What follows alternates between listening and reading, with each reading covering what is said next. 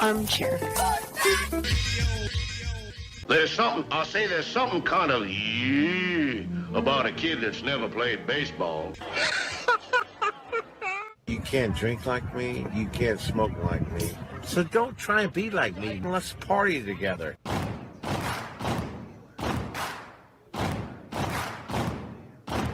Baseball is a beautiful thing. It's more beautiful in an old park. It's asymmetrical and quirky. But even in a dome with artificial turf, it's beautiful. The way the field fans out, the choreography of the sport, the pace and rhythm of it, the fact that that pace and rhythm allows for conversation and reflection and opinion and comparison. In right field, the crowd is tormenting Strawberries, singing Darryl, Darryl. Little roller up along first, behind the man. It gets through Buckner. Here comes Knight, and the Mets win. And there's a fly ball deep to left. It's on its way. There it goes. And the Yankees are going to the World Series. Aaron Boone. Ground ball stabbed by Polk. He has it. He underhands to first for the first time in 86 years. The Red Sox have won baseball world championship. Can you believe it? It's a pastime, something you do. It's entertainment, something you watch. And it's a shared experience, something you talk about and read about. But you can apply those same three criteria to other things. What makes baseball special is that it's the best game that's ever been devised. Smith corks one into right down the line. It may go. Go crazy, folks.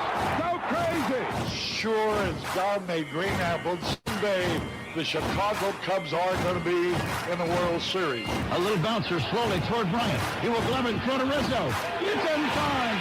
And the Chicago Cubs win the World Series. Cubs win. What a lucky break. The good Lord wants the Cubs to win. How can you not be romantic about baseball? If baseball is about caring, about loyalty and rivalry. Braves fans are on their feet hoping for some kind of a bleeder or a seeing-eye single. Here's the 1-2 pitch. Fastball hit high and deep down the right field line. It's going back, back, back. Is it fair? Is it Zip, boom, bam, it's gone! Ram-a-lam, ding-dong, a 3-run shot, and your Atlanta Braves have taken a 1-run lead! A banger, and she's gone, baby!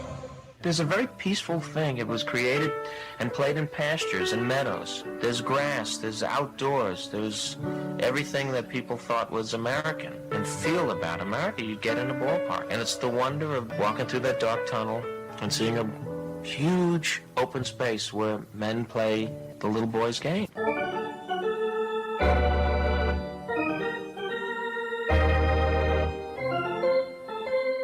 I believe in the Church of Baseball. I've tried all the major religions and most of the minor ones. I know things.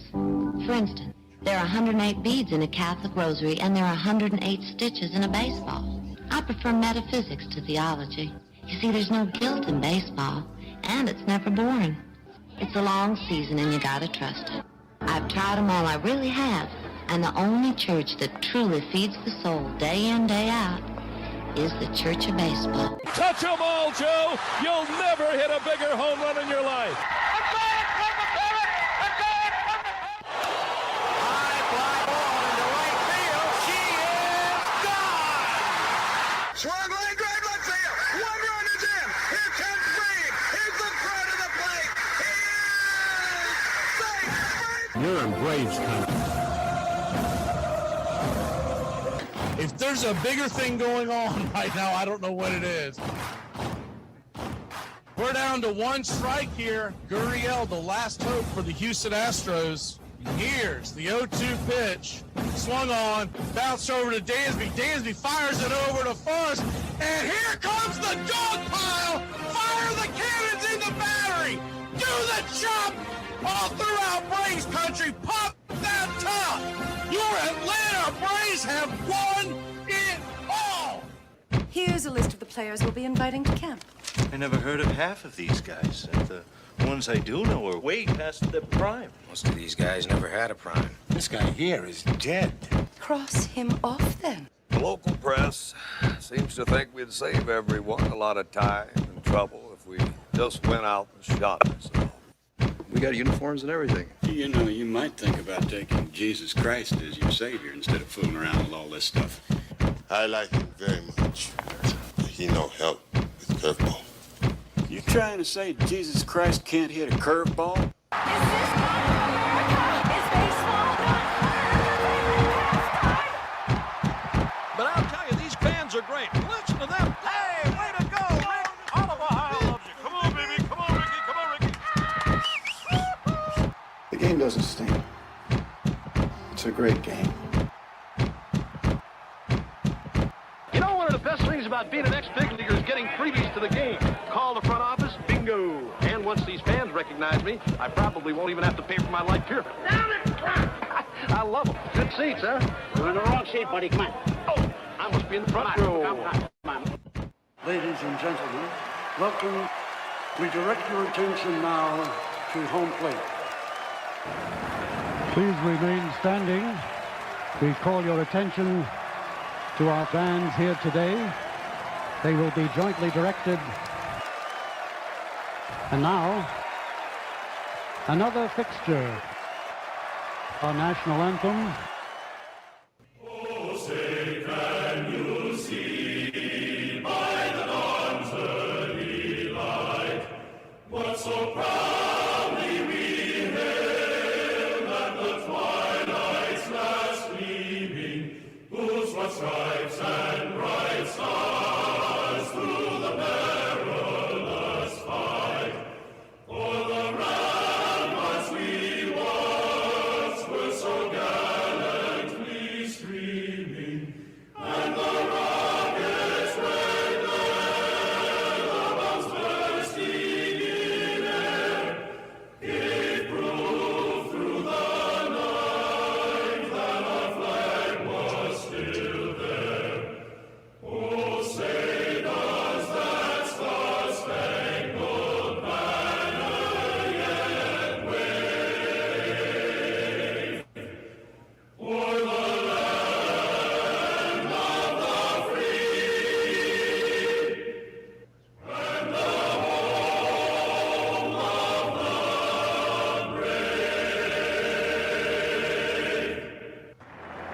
time, ladies and gentlemen, we'd like to introduce today's teams as participants in this historic game.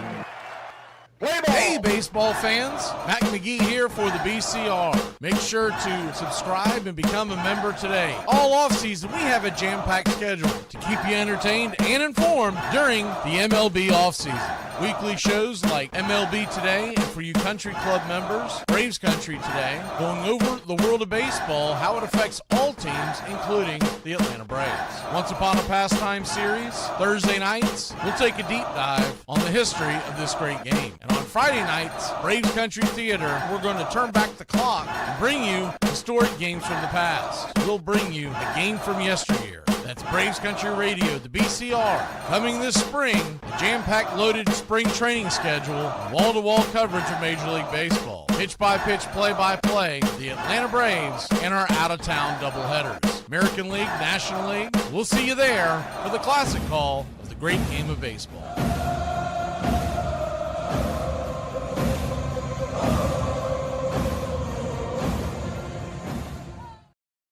Need be no additional descriptive words used today. This is the World Series. This is the game. Today we find the winner taking the jewels, taking the title, and being the champion of all baseball. Another bright, brilliant fall afternoon here in Yankee Stadium with the temperature in the high 60s, the sun shining. 2 balls, 2 strikes. The mantle of greatness, which is being held by only fate alone, waiting for Johnny Padres to step in and have it hoisted on his shoulders. Now he looks into Roy Campanella. Nobody on, 2 out. The Dodgers leading 2-0. Johnny Padres into his windup in the 2-2 pitch. A let-up curve, a ground ball to the left side. Pee Wee Reese has it. The throw to first. And he's out. And the Dodgers win by a score of 2-0. There have been numerous heroics tonight, both sides. The 1-0 delivery to Fisk. He swings, long drive, left field. If it stays fair, it's gone. Home run! The Red Sox win. And the series is tied 3 games apiece. Carlton Fisk hit a 1-0 pitch. They're jamming out on the field. His teammates are waiting for him. The ball hit the foul pole. And the Red Sox has sent the World Series into Game 7. The never say die Arizona Diamondbacks trying to win the World Series in Game 7 in the 9th inning. Rivera ready. Bell is a winning run at third. All the Yankee infielders and outfielders are in. Gonzalez digs into the plate. The stretch. And the 0-1 delivery. And a little Cooper. Base hit! Diamondbacks win! They're the world champions! Gonzalez did it! Bounces one back to Folk. He jumps up to get it. Runs toward first. Underhands to Minkiewicz. And the World Series is over. And the wait is over. After 86 years, the Boston Red Sox are the champions of the baseball world. The Red Sox begin the celebration here in St. Louis. They have swept the Cardinals. They have won 8 consecutive postseason games after being 3 outs away from elimination against the Yankees. The Boston Red Sox have come all the way back to are the champions of the world. First pitch on the way, swung on, and that ball is blasted deep into the night, and Freddie Freeman, zip, boom, bam, it's gone! Rama-lama, ding-dong, a grand salami, and Freddie Freeman walks off Lester Cortez, 6-3 your score. Wow! The first pitch, ding-dong, that pitch was dead. Holy cow! He was sitting dead red, and Freddie Freeman steals the show on a game for the ages. If there's a bigger thing going on right now, I don't know what it is. Armchair. On a beer? 7 o'clock in the morning.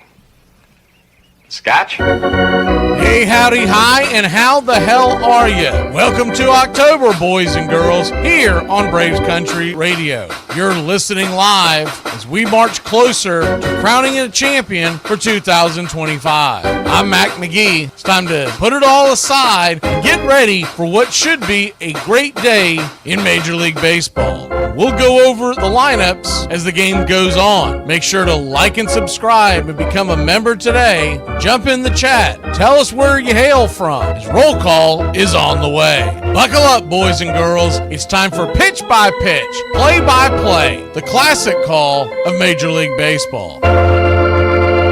Here are your starting lineups for today's action. Leading off for the Toronto Blue Jays, in left field, it's Davis Schneider. 11 home runs, 31 RBI, 3 stolen bases, batting .234. Batting second, playing first, Vladimir Guerrero Jr. 23 home runs, 84 RBI, 6 stolen bases, batting .292. Bo Bichette, the designated hitter, batting third, 18 home runs, 94 RBI, 4 stolen bases, a .311 clip in the 2025 season. Alejandro Kirk is behind home plate, batting cleanup. 15 home runs, 76 RBI, 1 stolen base, batting .282. And Dalton Varsho is batting fifth and patrolling center field for the Blue Jays. 20 home runs, 55 RBI, 2 stolen bases, batting .238. Ernie Clement is batting sixth and at third. 9 home runs, 50 RBI, 6 stolen bases, batting .277. Addison Barger is in right field and batting seventh. He's got 21 home runs, 74 RBI, 4 stolen bases, batting .243.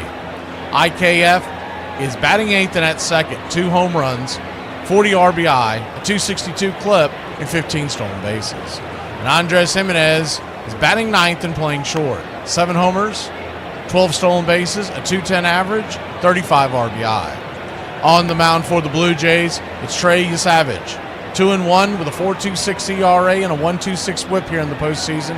19 innings, 27 strikeouts, 10 walks, 2 home runs served, 14 hits allowed.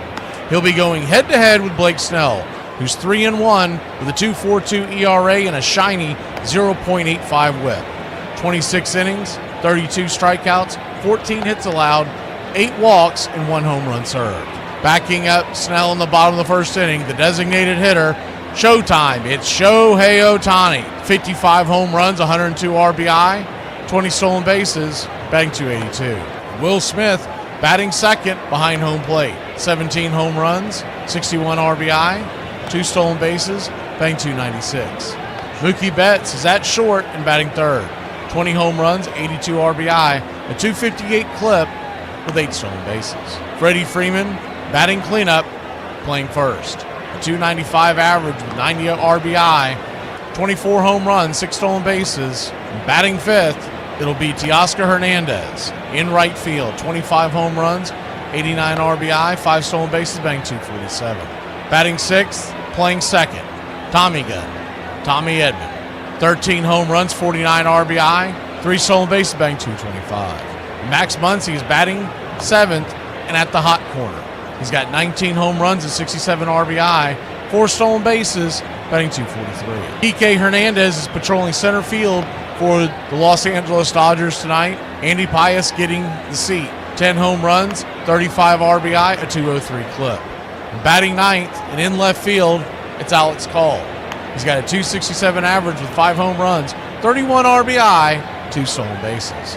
Calling balls and strikes behind home plate tonight, it's Alan Porter. Your first base umpire, Jordan Baker. Second base will be manned by Will Little, and down the third base line, it's Adrian Johnson. Deep into left field, Mark Wegner, and tucked into right, it's John Tupain. Game time temperatures here in Los Angeles at first pitch are expected to be around 85 degrees with the wind blowing out 8 to 10 miles an hour. The Los Angeles Dodgers are minus 187 on the money line. Toronto plus 171. The over-under is 8. Our pick to click tonight on the Dodgers side. We'll go there first. We'll go with Will Smith. He's 1 for 1 against Trey with an RBI. And for the Blue Jays, you got to go with Alejandro Kirk. Captain Kirk is 5 for 7 lifetime versus Blake Snell, a .714 average. Guys in tonight's lineup who have hit home runs against the starters, just one. Dalton Varsho, he hit that monster to dead center the other night. He's 3 for 10 lifetime, 3 RBIs and 2 strikeouts. We'll take the over tonight at just 8. Second time both offenses have seen these guys pitch. It's creeped up to 8.5 in some markets. We think it's trending for a good old-fashioned shootout here in game number 5. A pivotal game. The winner of this game will be one win away from a world championship when we resume Friday night in Toronto. Put your clicks in the chat. Slap that like. Let's get ready for the Fall Classic.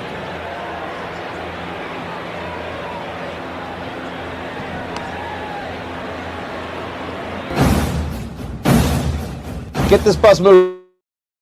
Stop. Come back. Too late. Roll call! Yeah, roll call!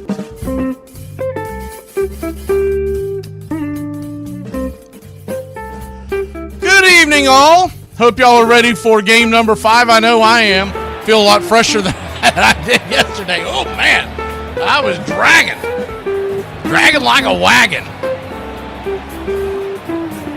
Amazing what a good night's sleep will give you. Pitch-by-pitch, play-by-play is on the way. We'll put the card up so you can, people who are dipping in wanting to know. The 3D is on the way. Play-by-play is on the way. And it looks like the Blue Jays are wearing their road blues once again.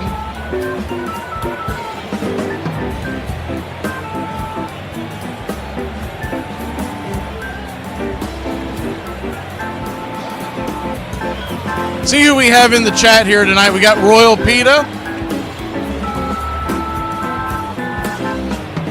Brian B.A. Baracus. What you talking about, Willis? All in the country club.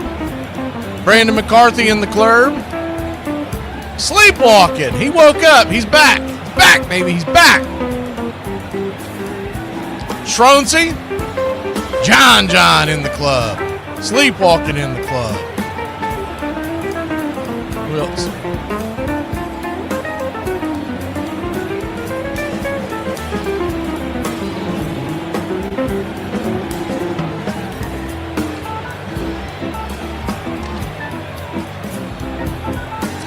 Cherie, good to see you. Joyce Robledo from Mexico in the club. Liz is here. The porn bots are here. We're going to try something different. We'll try mixing it up and see. He probably does nothing, but we're going to give it a shot. Donald Peterson. So when you see it change, all it's going to be is the length of being a subscriber. Let's see if that does anything. Good to see you, Eric.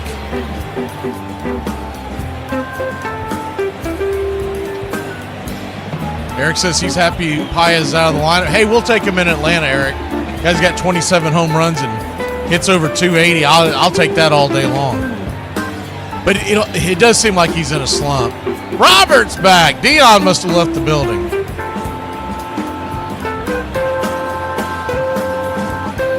See if we got anybody else climbing in here. I know it's Iron Lung. Good to see you, Sally Brown.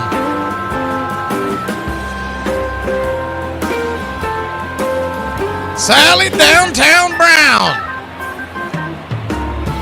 We're getting close to pitch-by-pitch, play-by-play of the World Series. And as we do that, we'll turn this off. We'll hit the, appreciate the contribution there, PETA. See what else we have here. Bologna sandwich. That reminds me, if we have time when we come back, we'll be doing what's for dinner. We'll be back in a flash.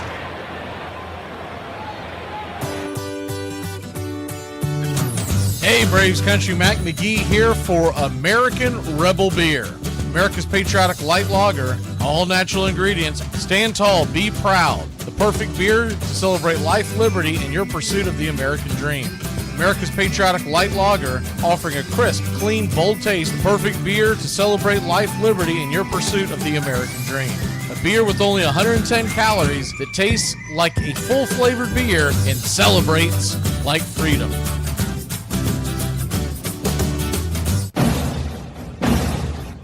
Hey, Braves Country, this is Mac McGee with Braves Country Radio. We are bringing you pitch by pitch, play-by-play of your Atlanta Braves all year long. Join the Country Club today. Help support Braves Country Radio. Join the Country Club today. It helps us bring you more of the game we all love. Braves Country Radio, your home for the classic call of Braves Country Baseball.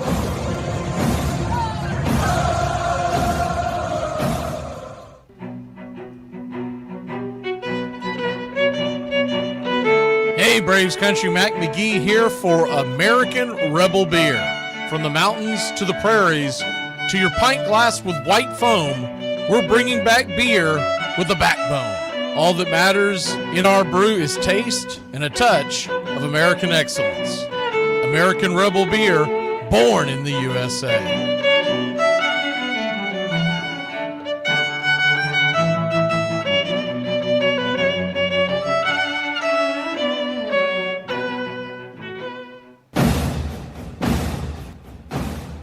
Ladies and gentlemen, we interrupt our program of dance music to bring you a special bulletin from the radio news. Sit quietly and we will control all that you see and hear. There is nothing wrong. You are about to participate in a great adventure. You are about to experience the awe and mystery. You unlock this door with the key of imagination.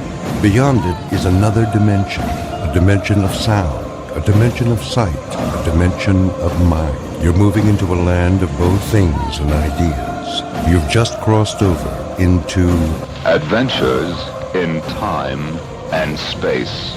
We offer you Braves Country Radio, your home for the classic call of Braves Country Baseball.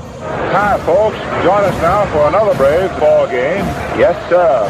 This is the one we've been waiting for. This is it. This makes you feel like it's spring and baseball, no more measles, and free tickets to the circus. You're in Braves Country.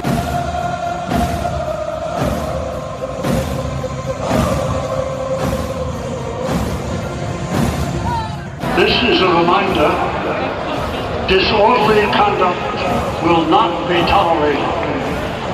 Please respect your fellow fan and refrain from any unruly behavior.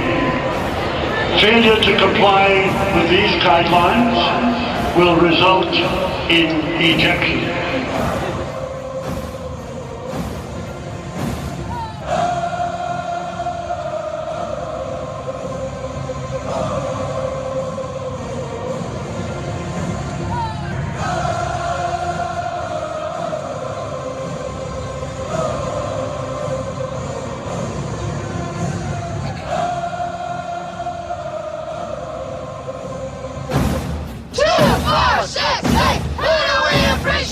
You're in Braves Country.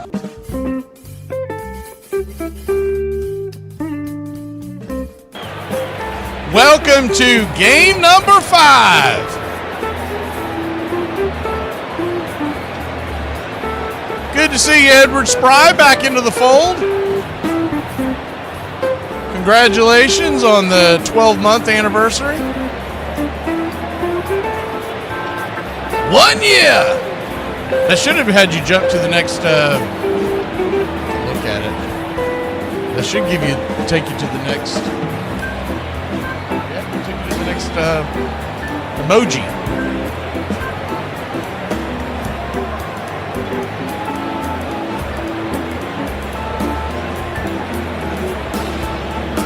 Blake Snell is on the bump for the Los Angeles Dodgers. What you'll get from him tonight is a four-seam fastball 44% of the time, changeup 24% of the time, and a curve at 22% of the time with the slider at 11%. So a four-pitch pitcher that throws all four pitches pretty regularly. Left to right across the outfield tonight for the Los Angeles Dodgers is Alex Call in left. And left to right, it's Alex Call, Kike Hernandez, and Teoscar Hernandez. So when they go to make fly balls out there, I will be calling Kike and Teoscar. It's too confusing any other way. Left to right around the horn, it's Muncy to Mookie to Edman to Freeman. Smith is behind the plate, and of course Snell is on the bump. You'll notice some differences in the lineup tonight. Will Smith is batting second, not Mookie Betts. They're trying to kickstart the offense, I guess, and Mookie's been hitting a little below his numbers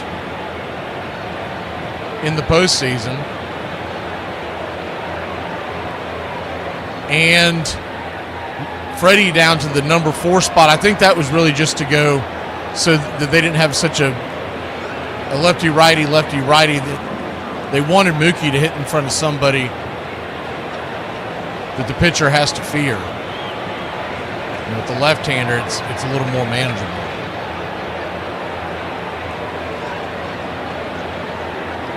The other difference in the lineups you'll see tonight is Toronto has a right-handed lineup in. So Luke's will be coming off the bench when the right-handers come in. But you got Schneider leading off, and then Guerrero, Bichette, Kirk. 4 righties in a row, and then they'll get into Varsho. They'll go lefty, righty, lefty. After that, it's Varsho, then Clement, Barger, then IKF, and then Jimenez.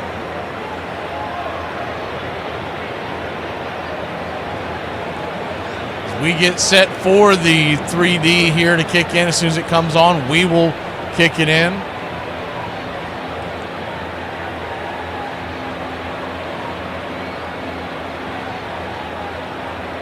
We'll go ahead and do the What's for Dinner. What's for dinner?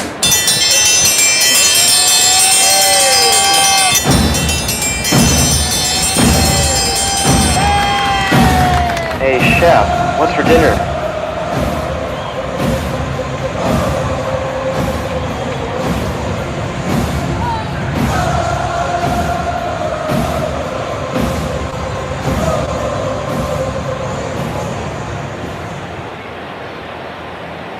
What is for dinner on everybody's plate tonight? We've got stuffed mushrooms with garlic and some egg rolls for appetizers, and then I've got a club sandwich for later on. I usually don't get to it till well after the game. I don't like eating when the game's on. But Gud's having breakfast for dinner. You got some grits going on, Gus? Good? Royal Pita had Burger King. I think Burger King's underrated. I think everybody's go-to is always like McDonald's or something, but I think Burger King's underrated. Especially on their actual burgers. I don't, their sides, I guess not. Edward Spry had clam chowder.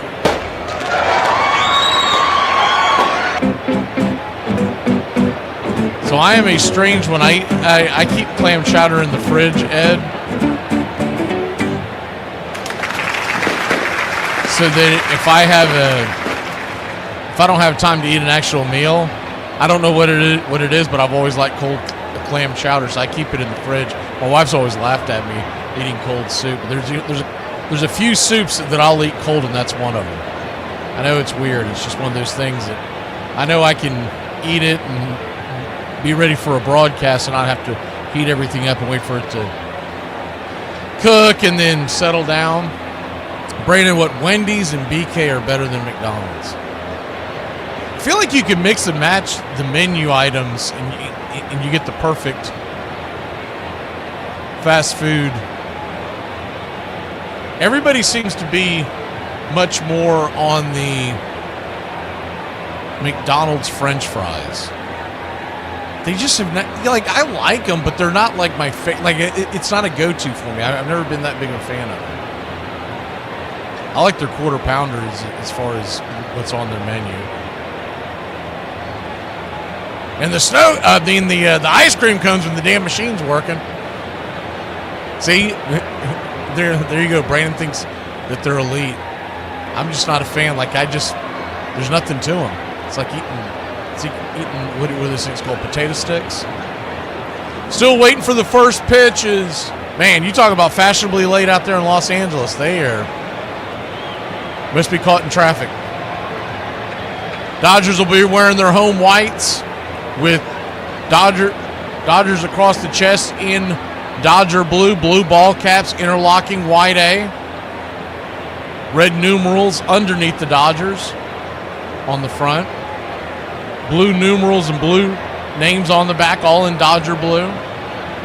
Blue Jays will be wearing the light blue top to bottom, Blue Jays across the chest with the Toronto Blue Jay emblem on the jersey and on the hat. One of the best logos, I think, in all of sport. And for you country club members, we've got the Dodger logo, the Let's Go Dodgers logo. We got the Blue Jays logo. We got the Canadian flag. We got the Japanese flag. We got the American flag. All for this World Series. And we've also got the World Series emoji as well. World Series 25. It's the orange one you'll see pop up. Beautiful night here in Los Angeles. I'm saying 67% of the teams that win Game 5 in a 2-2 match, a 2-2 tie, go on to win the World Series. It's still not as critical as it is in like in NBA or NHL format, especially if you're the Blue Jays. If you lose this game, the next two are at home, which means they got to beat you at your own house. The NBA and the hockey formats, I saw a quote by Magic Johnson talking about how critical Game 5 is. Well, he's thinking of NBA because Game 6 would be on the road and then you'd be back for Game 7. Don't get me wrong, it's a huge advantage for Toronto to win. But if they don't win, the Dodgers aren't out of the woods yet. And if the Dodgers lose, there's nothing saying that. Well, it's like they always say, the best momentum in any playoff series in Major League Baseball is your starting pitching. And the Dodgers will have Yamamoto on the mound on Friday. Blake Snell throwing his final warm-up tosses. We wait for the three dimensions to kick in. This postseason with a 2.42 ERA, and it looks like we are ready to roll, so I'll go ahead and lift the screen.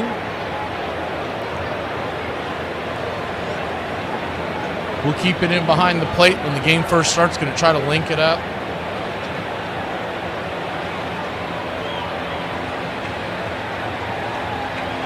As Blake Snell infamously has been known to not be scared to pitch around and to waste pitches, getting you to try to chase pitches out of the zone. So we'll see how he does this. As coming to the plate will be Davis Schneider, and he's in for left field. The first pitch on the way. Swing! That ball is belted high and deep. Going back on the track. Are you serious? Zip, boom, bam, it's gone.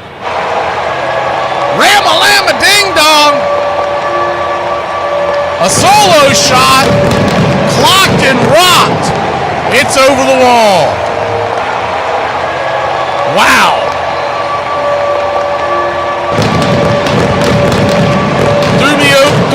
Threw just to kind of get me over pitch, and Schneider was sitting dead red. Kind of reminds me of the couple we saw in the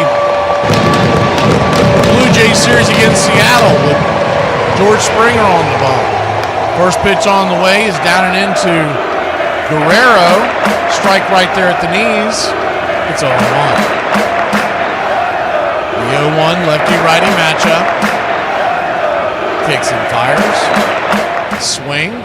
Rips that ball towards left field, and that ball's going back. That's on the track. That puppy's gone. Back-to-back jacks.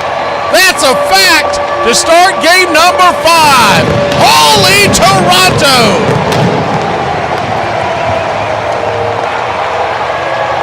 Good night, Irene.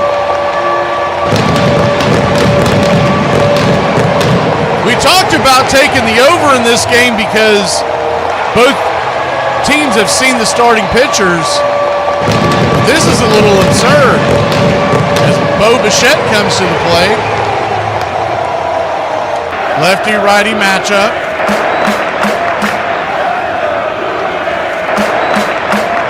He'll kick and fire. First pitch on the way. Swing and a miss at the curve, down and in. It's 0-1. The 0-1. Snell delivers. Swing. Chops it foul towards the third base side. It's 0-2. So buckle up, boys and girls. It's already 2-0 if you're just joining us. Back-to-back jacks by Schneider. He's taking it one day at a time, and Vladdy J. The 0-2. Bangs it foul. Curveball down the third baseline. We'll do it again.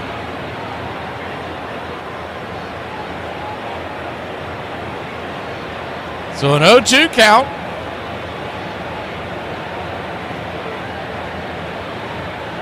Brings it. Curveball down and in. 1-2. We'll go ahead and pull the screen over so you can see the batter's stance. The 1-2. Changeup outside wide. That'll even up the count at 2-2. So a 2-2 count to Bichette.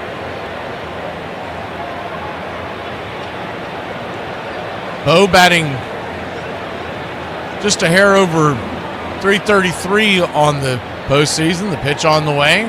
Right there for a strike, and that'll end Bichette one down. First strikeout on the night for Blake Snell. And he'll welcome Alejandro Kirk into the fold.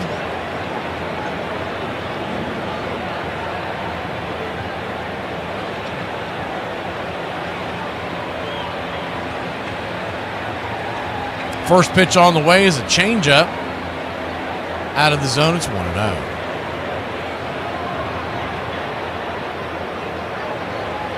The 1-0, swing and a miss at the slider down and in.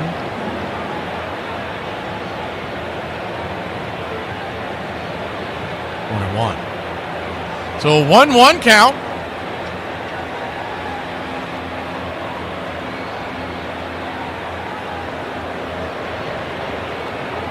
Lefty righty, one down here.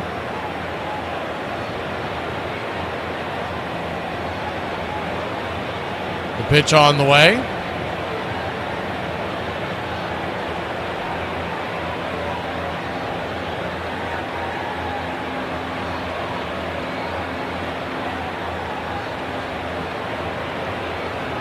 Alejandro Kirk digs in, the pitch, swing. That ball's going to get dropped into center field. That's down for a base hit, and the Blue Jays have another runner on.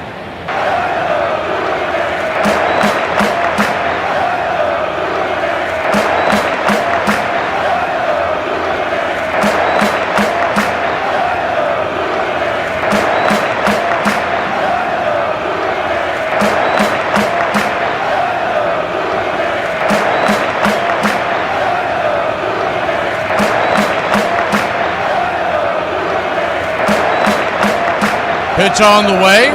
Varsho bangs it over to second. It's going to be a 4-6-3 inning-ending double play, but not before Toronto puts two on the board. We'll head to the bottom of the first.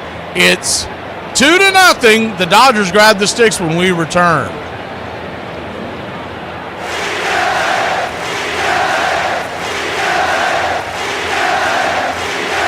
Accidentally spent $800 on phone sex. I was doing my makeup in the rearview mirror and I ran over your golf clubs. I burned a hole in your favorite dress. You didn't get that promotion because I called your boss a fat ass at the Christmas party. Well, I purposely dropped that bowling ball on your foot so you couldn't go to your high school reunion. I'm 2 years older than you think I am. Tonight, the information superhighway and one of its main thoroughfares, an online network called Internet. The Internet, a global hookup that permits computers to exchange information. In 1981, only 213 computers were hooked to the Internet. As the new year begins, an estimated 2.5 million computers will be on the network, serving as many as 20 million people. 5 years from now, we're not going to have distinct cable and telephone industries. There's going to be one industry, and there'll be companies carrying bits, little pieces of information from point A to point B. There are also interactive TV channels where people order movies on demand instead of driving. All right, we are back. The challenge was overturned, so what we have is a runner on first. Another bad call by the umpiring crew as the 3D starts to kick back in.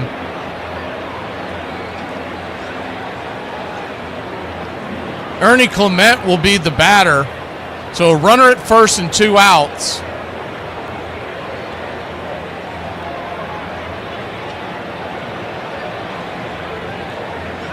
Lefty-righty matchup, infield back into the right. First pitch on the way is up top on the outer edge. It's 1-0.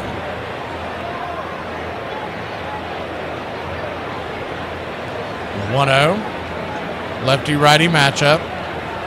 Snell comes set. Flips it over to first real quick to keep the runner close by. Toronto leads it 2-0.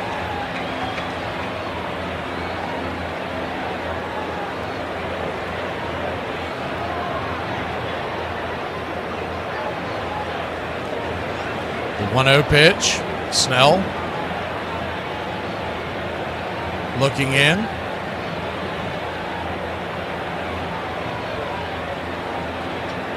Kicks and fires. Runner goes. Here comes a throw up to second base, and they call him out. But hold the phone because he looked like he might have been safe. We'll see if they challenge this. Snell is heading to the dugout, and yeah, I think we're going to get another challenge. So they're showing the replay. Man, it is so close. I don't know how they're going to overturn that, because it looks like he's tagging him just as he's touching the bag. The first look we get, the second look is a bad look. It's behind the base. So I don't know why they threw that on the screen. Let's see if they've got another one. This one they're showing is right at field level. It's not a great look either. And here comes the final look. This might be the best one. Yeah, it looks like he touched the top of his leg just as his foot was going in. Probably a bad challenge. That'll end the inning, but the Blue Jays lead the Dodgers. It's 2-0. We go to the bottom of the first.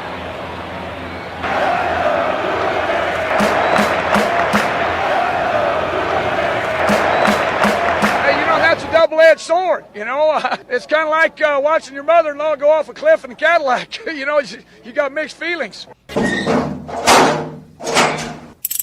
Now Ricky Henderson. And with Ricky Henderson, don't look away for that first pitch, because Ricky looking for a fastball right away to park in the stands in left field. He's done it more often than any player in history. All the years, if you think of Ricky, you think of the steals, but he's an all-round leadoff man. And there it goes. Number 76. He adds to his record. And that was a no doubt about it home run. Truly a big fly for Ricky Henderson, the 76th time in his career that he has, as the first batter in the lineup, led off the game with a home run.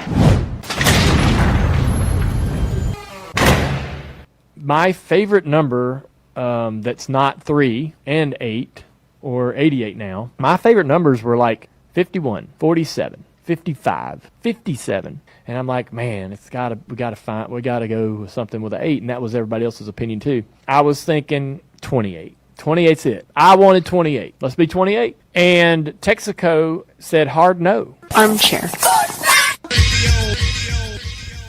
Brooklyn rarely rose above 6th place. Even their diehard fans called the Dodgers Dem Bums. The Dem Bums became the Dodgers. That was the big name for them. Our bums, our beloved bums. But the term, when it was first used, was pejorative. In the 20s and 30s, people in Brooklyn needed the Dodgers to win, and they'd go out to the ball game, and the Dodgers would lose, and they'd lose stupidly and carelessly and dumbly, and people would come out of Ebbets Field saying, them bums, those lousy bums, they lost again. How'd those bums do today? And it wasn't until they started to win that the nickname became an admirable nickname. It became capitalized.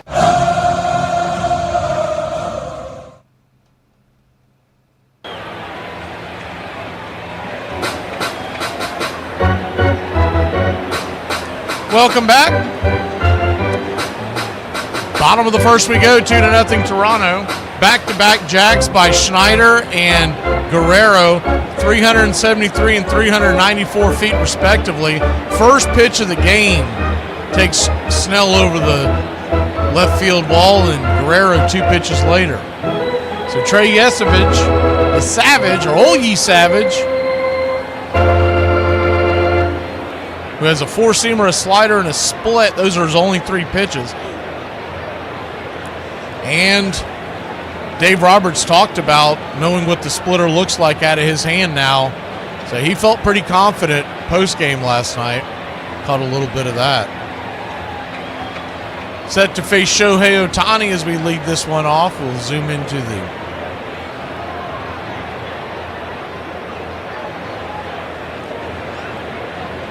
home plate. Left to right across the outfield, it'll be Schneider, Varsho, and Barger. Around the horn, Ernie, Jimenez, IKF, and Vladdy. Kirk behind the plate, and of course Trey on the bump. The first pitch on the way is down and in, four-seam fastball, misses. It's 1-0.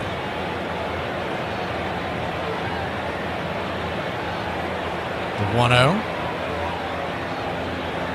Up top, splitter. Ohtani laid off that one. 1-1. So a 1-1 count.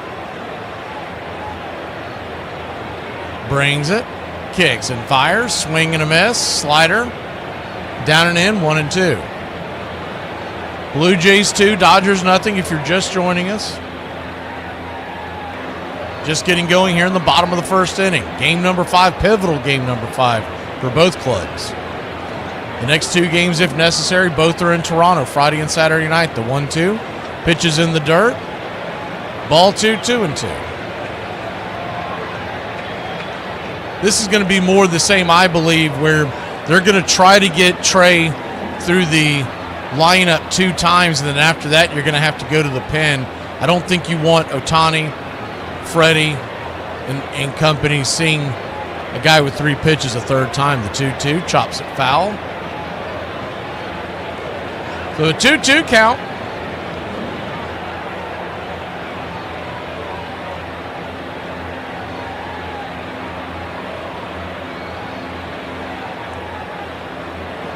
The Savage looks in. Here's the windup and the pitch. Swing, bangs it over to right back to the pitcher, just a little bit off the mound. He'll grab it, flip it to first, so it's a 1-3 put out. Trey to Vladdy. And there's one away. So big out number 1 for Trey just to get the butterflies out here in Dodger Stadium as Will Smith comes to the plate. As Trey started game 1 of this series versus Blake Snell, a game where the Blue Jays won. That was back in Toronto. First pitch is right there at the knees. Four-seam fastball on the outer cut to Will Smith. It's 0-1. The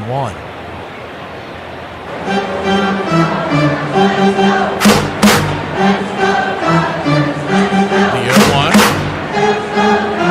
Kicks and fires. Swing! That ball's hit high into left field. Not very deep. Drifting over, making the catch is the man of the hour right now, Davis Schneider. F7 in your scorecard. 2 down. 2 up, 2 down, and that'll bring Mookie Betts to the plate as he taps Alejandro Kirk on the shoulder.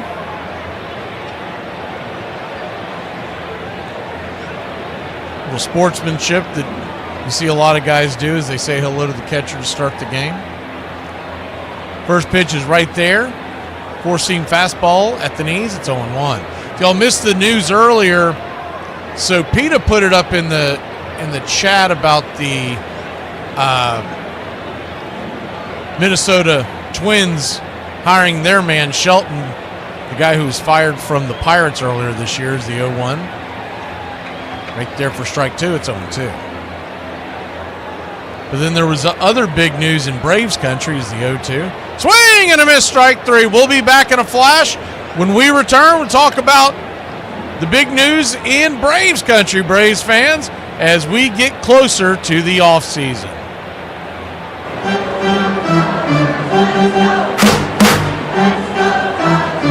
The police gonna pull me over for texting and driving. They be on the whole ass laptop in their front seat. Hi, 1 herbal tea, please. Which flavor? Flavor, jasmine? Sorry, I meant for the boba. The little spheres of tapioca and sugar? The tea comes with boba. Well, It doesn't, because I see the T right there and I see the boba over there. So why don't we just not combine them? Yeah? So I'll take the T without the covert diabetes delivery mechanism, please. The system won't let me do that. Okay. Yeah, no, fine. One boba, please. We'll call it a mental health day treat. Self-care, right? Isn't that what people call it whenever they need an excuse to do whatever they want? I don't know. Yeah, no, of course you don't. Of course you don't. One chewy sugar tea, please. All right. You can scan the code. Why? Because the code takes you to the app. That's 2 apps today. Even though I'm already talking to the person that could just take my order right here, but I got to download an app, right? How about this? I have cash. You have tea. Why don't we just streamline things? We don't take cash, though. Yeah. How about cards? Take cards? Yes. Oh, great. But there is a $10 minimum. There's no minimum on the app, though. I got a short memory, just like when I was in the 3rd grade. 2 of the best years of my life. Baseball, it's a level playing field. There's equality. All of the inequalities in American life, check their hat at the door. Once you're there, there's a sort of bleacher democracy that the banker can sit in the bleachers and converse with the working man next to him. Baseball exists under a kind of bell jar. It's impervious to change. How many games are you going to win this year, Daddy? Well, I'm going to win all I can, buddy. How much is that, Dad? Well, how many would you like to have me win? Oh, about 45. About 45. Well, I'll do the best I can. If I win 45, that isn't going to leave many for the other players to win, is it? That's all right. Well, I'll do the best I can anyway for you and the rest of the boys.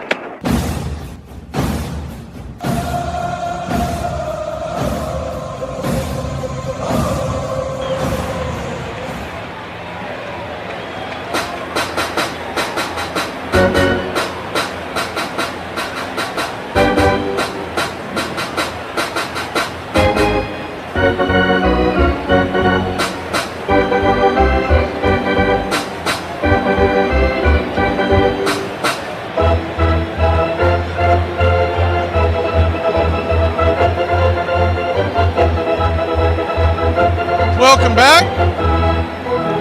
Appreciate it, Brandon.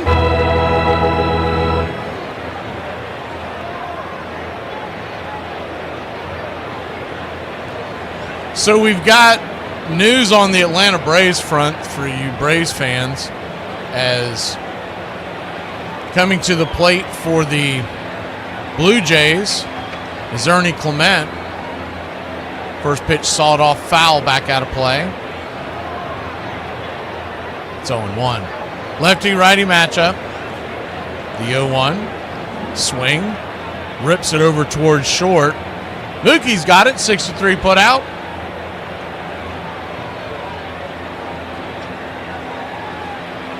One away. Braves have approved Ronald Acuna Jr. to participate in Venezuela winter ball to get him ramped up for the WBC, which he plans on participating in. There's some Braves fans that are up in arms about it. As Barger digs in. The 0-1, or 1-0, swung on, chopped over towards second. That's going to be into the outfield for a single. And the Blue Jays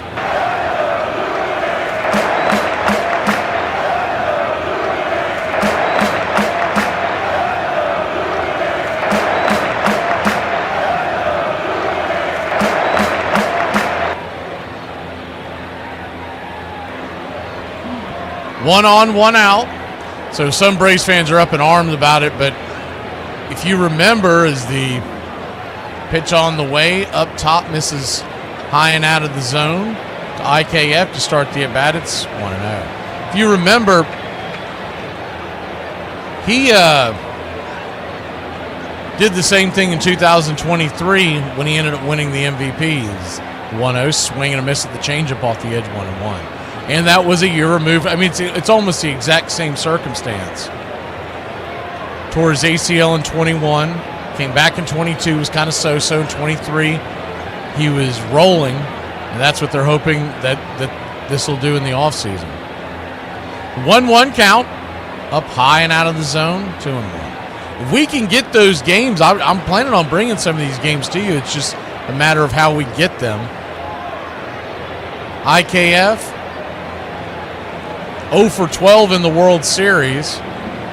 He probably wouldn't be starting if it wasn't for the injury to Springer, which has Bichette as the DH. Is the 2-1. just grabs the outer edge, 2-2.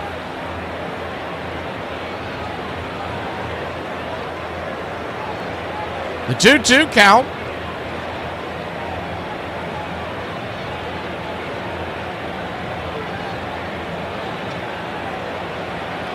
Kicks and fires, swing, fights that one off. Towards right field, drifting over. Will it stay in play? It will. Teoscar Hernandez has the catch for out number 2.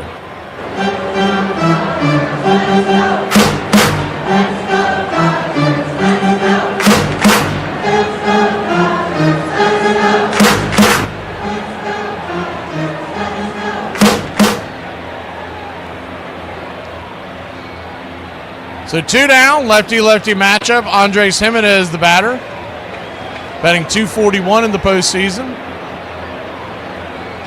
The southpaw, Snell, kicks and fires. Curveball, he's giving him that bottom zone. Alan Porter tends to do that. He'll be tough for lefties to hit. If he's hitting that spot all night long, it's 0-1.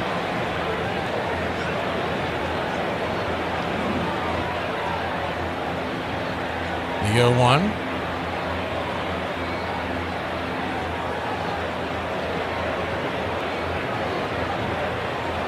Right there for a strike, it's 0-2.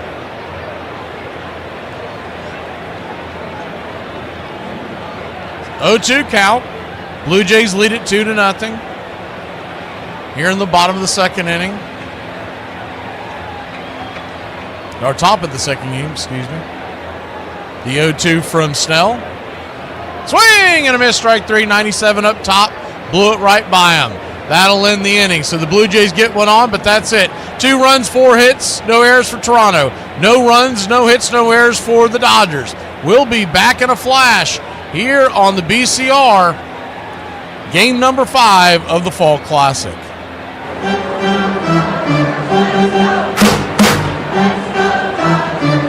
It was a regular Wednesday night when a realization hit me like a truck. I don't think Dua Lipa is going to open any of my DMs. Our football team, some aspects look like we're really ready to play. A couple of other aspects look like we just got off Willie Nelson's tour bus. Shout out to my fitted sheet for putting all the clothes in the dryer in a damp, twisted chokehold to make sure nothing else gets dry. I get the gist of what's going on here. I know what you're doing. You're looking down on us. A couple small market Midwest ball players. Mr. New York City with your Fifth Avenue ties and your tailored suits and your polished shoes and your hair. Your perfectly coiffed Broadway hair. Not everyone can be the next Roger Peckinpah. You should be ashamed of yourself. You're a disgrace. Armchair. Before the 1934 season began, Dizzy announced that he and his younger brother Paul, whom the press insisted on calling Daffy, would together win 45 to 50 games. They did. Dizzy won 30 and Paul won 19. Brother Jerome, better known as Dizzy. This is my brother Paul Dean, better known as Daffy. We're both full of ambition against those Tigers. The Cardinals faced the Detroit Tigers in the 1934 World Series. In the fourth game, Dizzy Dean, running to second, was hit in the head with a ball fielded by the shortstop. Rogel, in throwing to first, struck the Dean squarely in the forehead with the ball. The throw knocked Dean senseless, and he was rushed to the hospital. Headlines the next day said, X-rays of Dean's head showed nothing. Thank you for listening, liking, and subscribing to Braves Country Radio, your home for the classic call of Braves Country Baseball.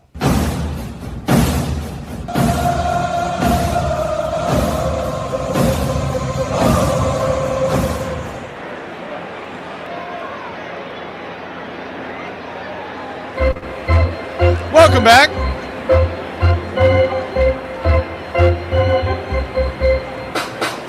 We go to the bottom of the second inning. Freddie Freeman leads it off.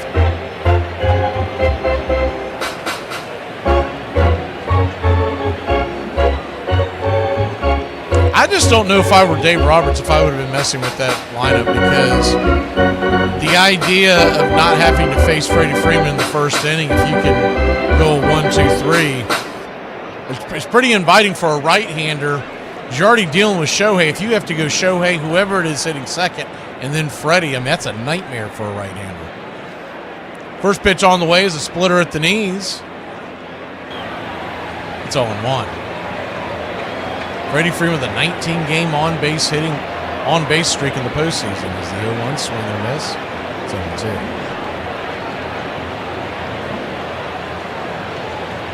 So an 0-2 count. Appreciate it, Liz. A lot of hard work goes into those during the offseason. Kicks and fires. Swing, slaps it back foul. We'll do it again.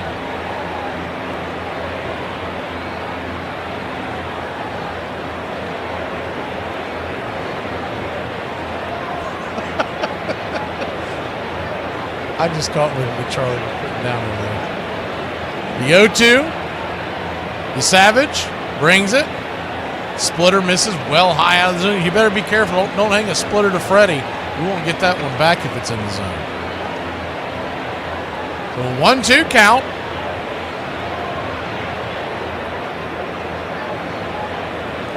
Turns and kicks. Swing! Fouls it back. We'll do it again.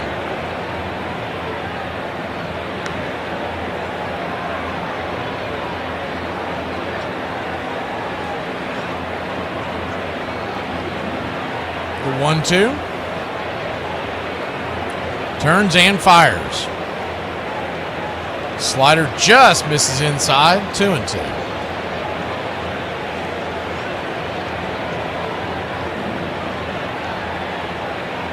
Two count. Infield back into the right. Here's the windup in the pitch. Swing, pops it up. Back out of play.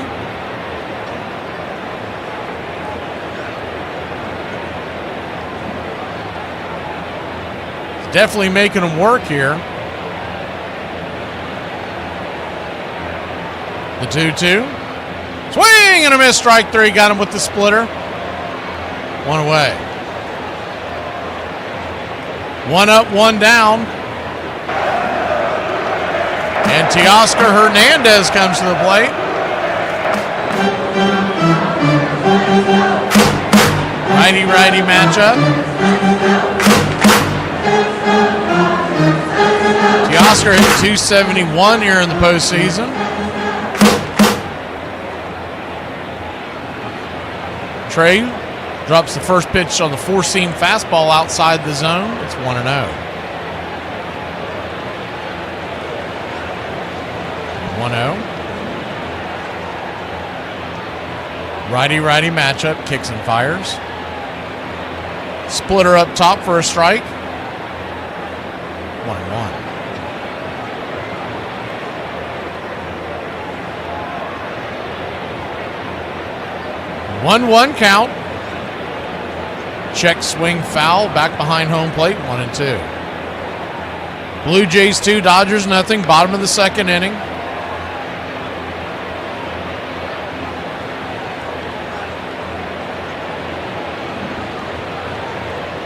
Dodgers still looking for the first base runner.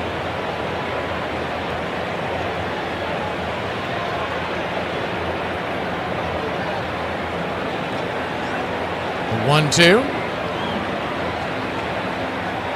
Brings it. Swing and a miss. Strike three. His third strikeout of the night. And that'll bring Tommy Edman to the plate. Edman batting 167 in the World Series. He's had a couple of big hits, though.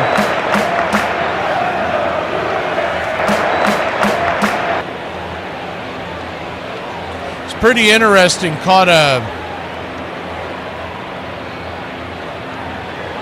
couple of interviews pregame. One of them was Gary Sheffield and Albert Pujols talking about this series and the hitting side of it. And Sheffield was basically saying for the Dodgers that they're all trying to lift the ball out of the ballpark as the four-seam fastball starts it off down below the knees. To Tommy Edman, it's 1-0. He's basically saying, the gist of it, he was saying, take what they give you. If they throw you on the outside, just shoot it to right field and let the next guy pick up where it goes. It's the 1-0 chop foul 1-1. The other awkward thing was that news broke about the Twins hiring Shelton with Pujols on the set, and you should have seen the look on Pujols of the 1-1 foul back. That's 1-2. He wasn't necessarily in the running for that, but he's been in the running for a lot of managerial jobs, and you can tell the guys on set just kind of danced around that issue. But I really thought that he was going to get hired by the Angels this offseason as the 1-2. Swing and a miss. Splitter in the dirt. Strike 3. We'll be back in a flash. 6 up, 6 down for Savage. We'll be back. The Blue Jays grab the bats. Top of the third we go here in Los Angeles. Say the weird thing. If you have a whole lot of junk to get rid of, it's cheaper to go buy a storage unit for $29.99 a month, pay for it for 1 month and never do it again, rather than to go buy a $300 roll-away dumpster. Plus, you get a little extra side mission to where you can actually go to the auction and watch somebody buy your junk. All right, I wanted to touch base about tomorrow. Sam, I know that you already arrived in D.C. I'll be there later on this evening. Brian, what is your status right now? Yeah, so I just landed in Washington as well, so I should be all set for the... Brian, why are you still at the airport? You should have been on the same flight as Sam, no? Wait, yeah, I actually didn't see you, Sam. I mean, my flight was like 6 hours. My flight was 1 hour. Yeah, Brian, you're in Washington, D.C., not Washington State, correct? Wait, is there a difference? There's an enormous difference, Brian. They're on opposite sides of the United States, different coasts. Brian, did you read the travel folder handbook I gave you? Because it had your ticket and itinerary in there. You didn't have to buy your own flight. Okay, well, I don't have enough room in my luggage for like 20 handbooks. I don't get like... Wait, well, maybe a handbook would have been helpful because you ended up in the wrong damn city. Okay, well, I feel like sometimes I work in like the tortured HR department. This is like... Is that a Taylor Swift reference, Brian? No, that'd be unprofessional. I don't think, like... There's nothing unprofessional about Taylor Swift. The same crew that demolished Ebbets Field now took down the Polo Grounds. Other old stadiums would fall fast, victims of decaying inner-city neighborhoods and urban renewal. Sportsman's Park in St. Louis, Forbes Field in Pittsburgh with its formal gardens, and Philadelphia's palatial Shibe Park, where Connie Mack had worked for 42 years. The era of John McGraw and Ty Cobb and Honus Wagner now seemed very far away.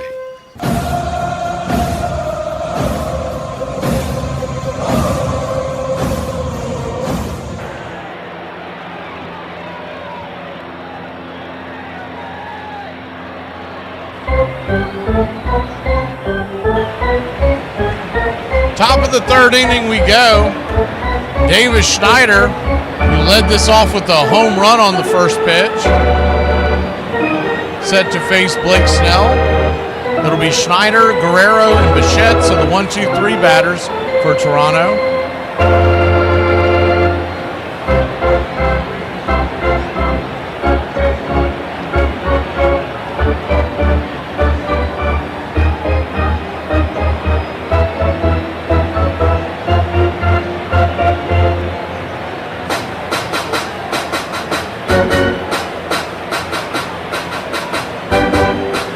First pitch on the way from Snell. Four-seam fastball, high and out of the zone. It's 1-0.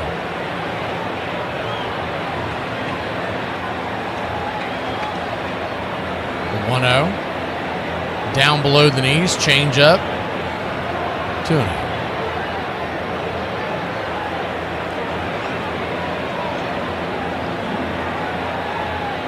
To the 2-0 count. Swing, chops the curveball off the plate, 2-1.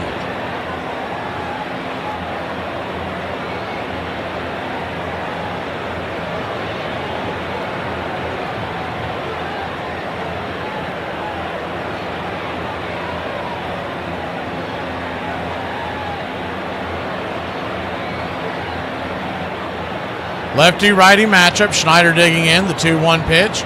96 four-seam fastball, high and out of the zone, 3-1.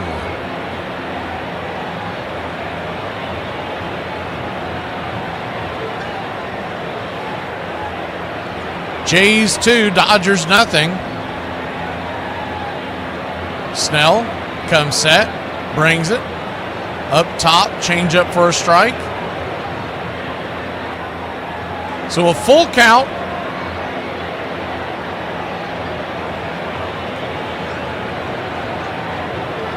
Kicks and fires. Swing and a miss, strike three, 97 mile an hour, high cheese, one away.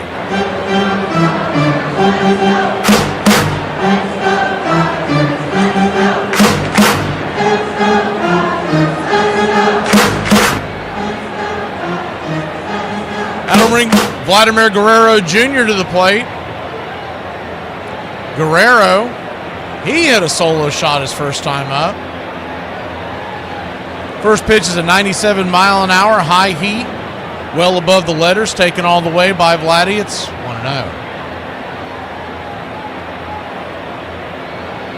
1-0. Swing and a miss, change up off the plate. 1-1. 1-1 count.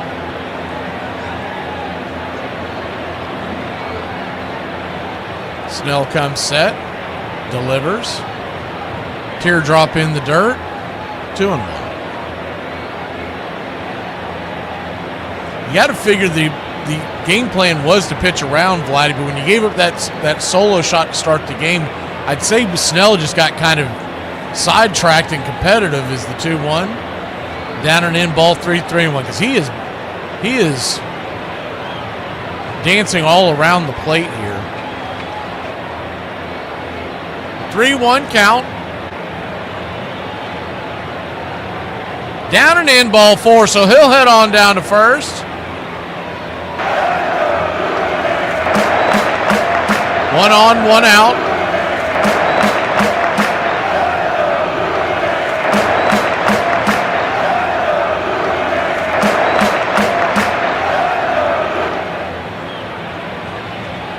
One on, 1 out, and that'll bring up Bo Bichette.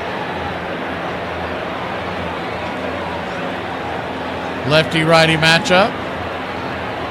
First pitch on the way, swung on, banged over towards Mookie. Mookie's got it, and it's a wide throw to Edman. It looks like he held the bag. He did. 2 down. Edman went face first, so didn't have a chance to turn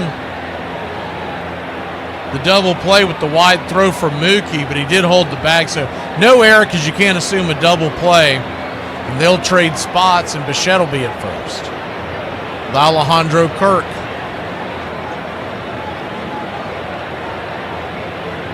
Coming to the plate.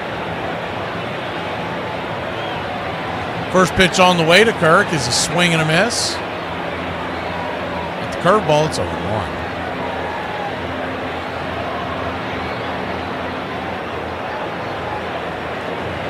The 0-1. Infield back into the left.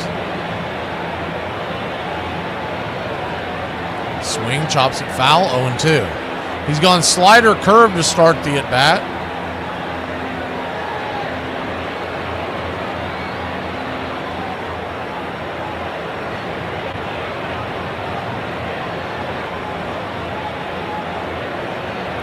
Huge hole on the right side as they hold on Bichette. Edman very close to the second base bag. Same for Freddie at first as the 0-2.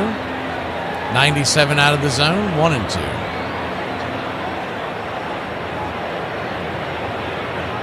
The funniest part about the whole thing that Danny Lehman will probably be the guy that gets the job. You watch, there's going to be a meltdown on social media from Braves fans. The 1-2 just got a piece of that to stay alive. In and out of the glove of Smith, or that would have ended the inning. If you never paid attention to Danny Lehman, he's got pretty long hair.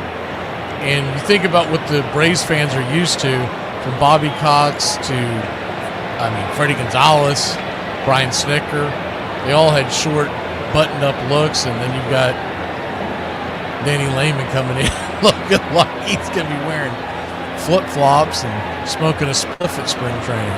The 1-2 count. In the dirt, 2-2. Good block by Smith. Had to dance around Kirk, but he kept Bichette from advancing. I'm here for it, man. Anything different, anything to kind of change up the flow. The 2-2. He's got to be the one that they're wanting to hire, because I just would have thought that they would have announced it by now. But they can't legally announce it until their season's done. As the 2-2 bangs it foul. Do it once again, so nothing else is making them work here. Blake Snell, by the way, is at 44 pitches. He's about where he wants to be here. Had a pretty quick second inning. 2-0 your score. Toronto leads it.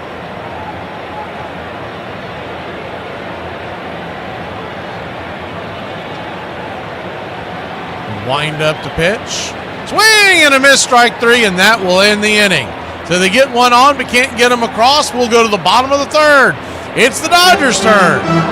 Here in LA, they're looking for their first base runner here in game number 5.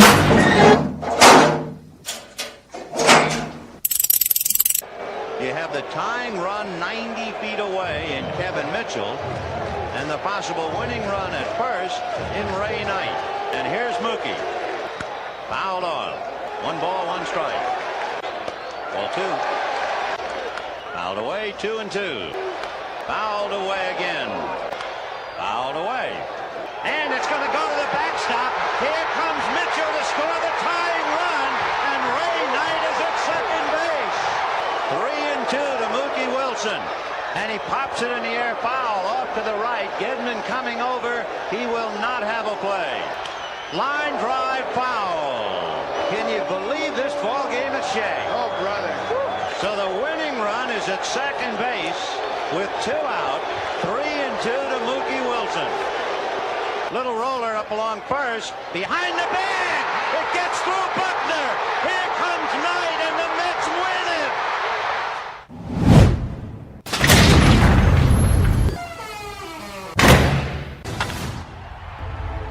One of those moments where I don't care how long you've been doing it, you kind of step back as they're collecting the debris off the field and you go, okay, that was pretty cool. I got to be here for that. You're going to reach back for that memory as you get older, and I do. I remember looking down at him in the dugout, and he kind of looked at me, and it was kind of like, okay, that was pretty cool. It was a moment almost perfectly in what would turn out to be his last home game ever, where they got to say, we love you in this gigantic way. The Yankees headed cross-country to Seattle with a 2-0 series lead, and their captain savoring every moment of the experience. I knew I was done, right? I knew this was my last chance.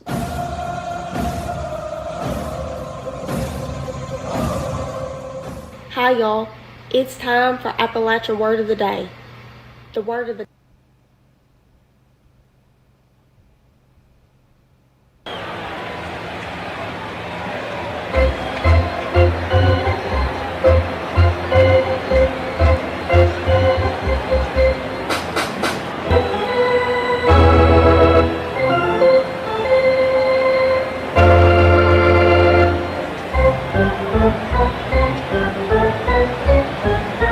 Welcome back, y'all.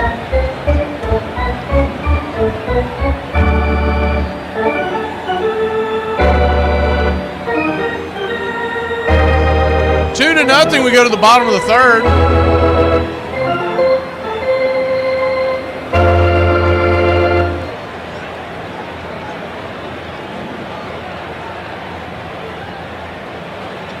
First pitch on the way to start the bottom of the third inning is a splitter right there to Max Muncy, taken for a strike. It's 0-1.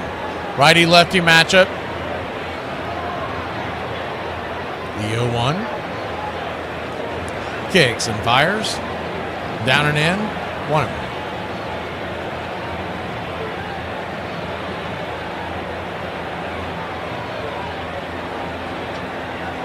1-1. One count. Swing, fouls it back. 1-2.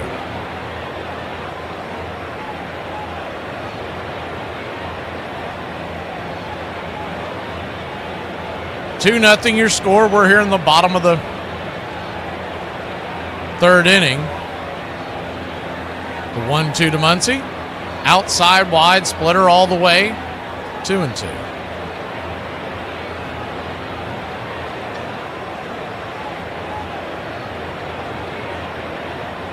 The 2-2. Brings it in the dirt. 3-2.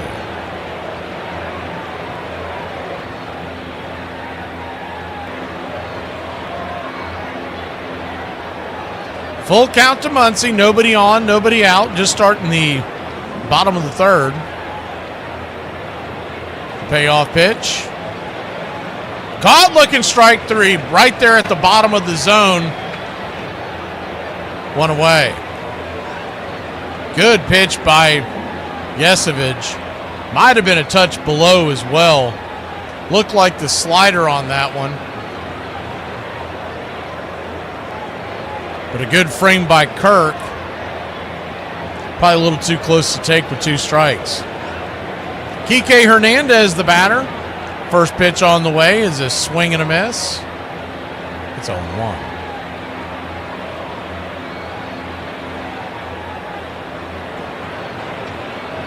The 0-1.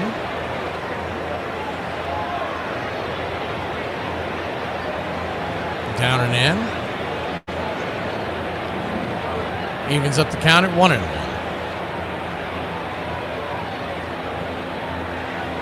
1-1 count. Splitter in the dirt. Good take all the way. Ball 2, 2-1.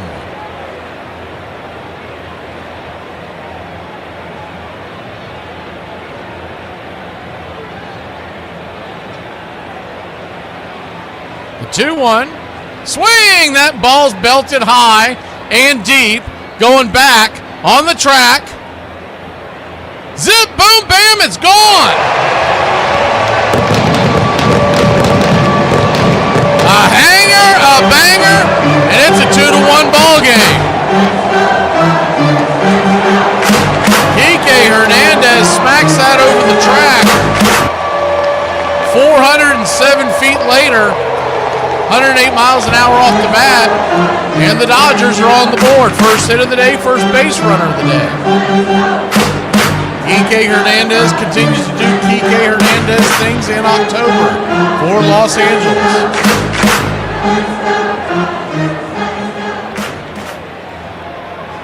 Alex Call, the batter. First pitch right down below the knees. For a ball, it's 1-0.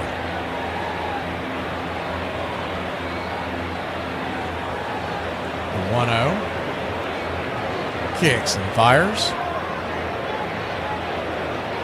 Evens up the count at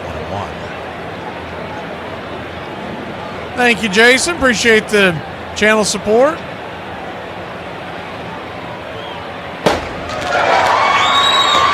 One count.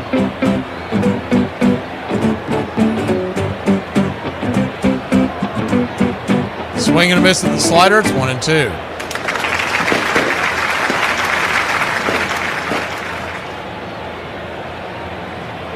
1-2 to Alex Call. Standing on deck is Shohei Ohtani. Here's the pitch.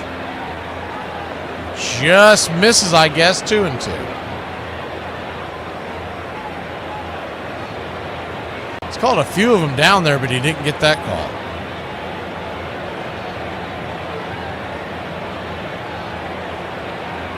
The 2-2 swing, lifts it into center field, going back on the track, making the running catch is Dalton Varsho for a long out, number 2. Good catch on the run by Dalton Varsho. He was running out of real estate and got there just in time.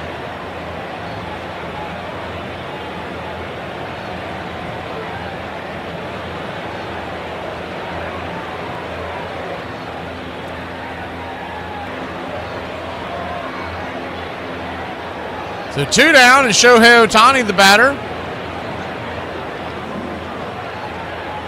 Trey looking in, brings the first pitch in the dirt, nowhere near the zone, 4-seam fastball, just in front of the plate. It's 1-0. Righty-lefty matchup. Ohtani grounded out his first time up.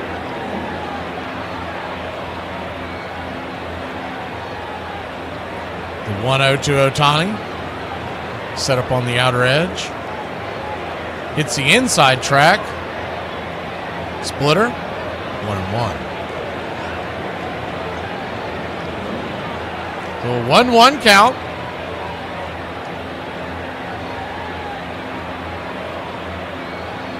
Inside, ball 2, 2-1.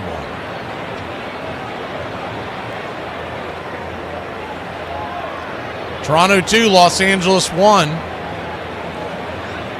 Bottom of the third, 2 outs. The pitch. Swing! Fouls it back. We'll do it again.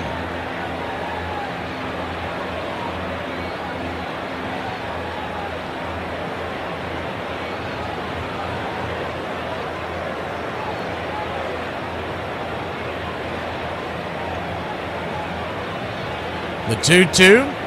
Ohtani steps out of the box, digs back in. Here's the delivery. Swing and a miss, strike 3. Ohtani loses his helmet, and the inning ends, but not before. Kike Hernandez goes bonzo. It's 2-1. Blue Jays grab the sticks when we return. If you're making sandwiches, always leave the knife hanging over the sink in case you want one later. Be a man. Yellow. Didn't I just ask you not to pick up? No, you said I should hang up and you'd call right back. Okay, what I meant was I wanted the machine to get it, not you. I'm trying to check my messages. You want me to just check them for you? No, thank you, no. Last time you did that, you erased all the messages and our outgoing messages and unplugged the lamp. Just let it ring, okay? That's your world. I just live in it.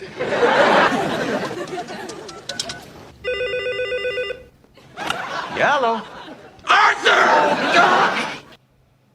Most people don't examine the meaning of the word exploitation. I think if you ask most people, they would say to be exploited is to have a low wage. Whereas the real meaning of it is to have a tremendous discrepancy between what your services are worth and what you are paid. In 1946, the major league owners had established a minimum salary of $5,000 a year. In 1966, midst of a decade dedicated to change, it had risen only $2,000. 2 months before the 1966 season began, Sandy Koufax and Don Drysdale demanded a raise from their owner, Walter O'Malley, insisting that he negotiate with them as a pair. Without their combined talents, they felt, the Dodgers were sure to end up in the cellar. They also insisted that the Dodgers deal with their agent, something new in baseball, not with them. An infuriated O'Malley refused. Baseball is an old-fashioned game with old-fashioned traditions, he said, and since the reserve clause barred their trying to play for anyone else, he resolved to wait them out. Braves Country Radio, your home for the classic call of Braves Country Baseball. For about 70 cents, you can buy a can of soda, regular or diet. For about 70 cents, you can also buy a cup of coffee. For about 70 cents, you can buy a pack of gum, plain or sugarless. For 10 cents a day, you can buy the Country Club for Braves Country Radio.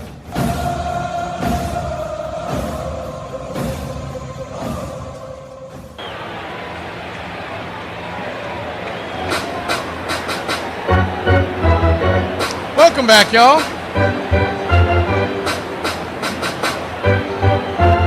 That part of the game where Ken Rosenthal interviews the managers and we say, would you leave them alone and let them manage the game?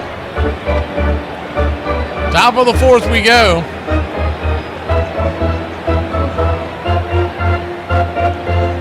Lefty-lefty matchup as Snell drops a curveball down there on the outer edge. Started off versus Varsho. It's 0-1. Varsho 0 for 1 on the day. The outside pitch misses. 1-1.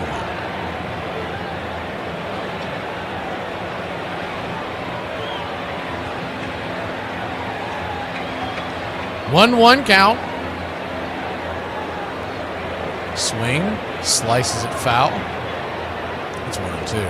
Yeah, I hate the in-game interviews. Any sport, especially baseball, because there's no real, unless you're going to do it during the actual break and not go to commercial. I don't want you bothering the manager, and when the game comes back, even if you already pre-recorded it during the break, we're having to endure it as the 1-2 in the dirt 2-2. I don't hate the ones at the halftime for the college football where the coaches run in It's a part of the job, and it's usually 60 seconds. It's not a big deal.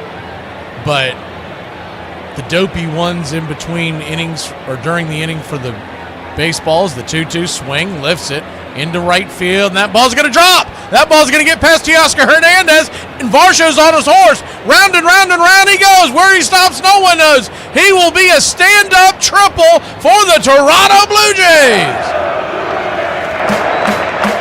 Teoscar Hernandez trying to make a heroic play out there. Probably should have held up and blocked the ball from getting past him. Now you got a runner at third and nobody out. We'll pull the screen back so you can see any movement on the base paths. The man in scoring position. Looks like the Dodgers are going to play back. A little surprised by that, but I guess they're trying to avoid the big inning. First pitch on the way to Ernie Clement is off the plate. For a ball, it's 1-0. 1-0. Lefty-righty matchup. Clement will be just looking to lift one either into the outfield or deep into the infield. Varsho should score the center fielder. As the 1-0 fouls it back, it's 1-1. As long as he doesn't hit it to the left side of the infield, that's the main thing. He doesn't hit it to third, he should be okay. Of course, Freddie Freeman's the wild card. He gets the ball, he might come home with it. He thinks he's got a chance. The 1-1.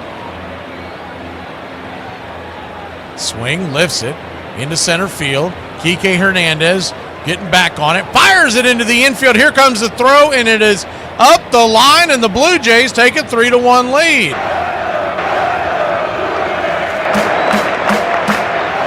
So a good hard hit ball into the outfield, doing exactly what he's supposed to do. Get him over, get him in. And the Blue Jays put their lead back up to 2. It's 3-1.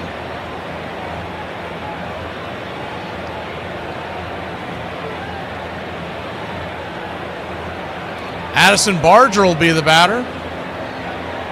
First pitch on the way is a curveball. Down off the plate, it's 1-0. Infield back into the left. 1-0. Check swing. Did he go around? They say no dice. Adrian Johnson says he held up. 2-0.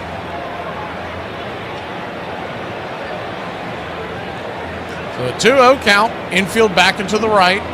Outfield deep and straight away.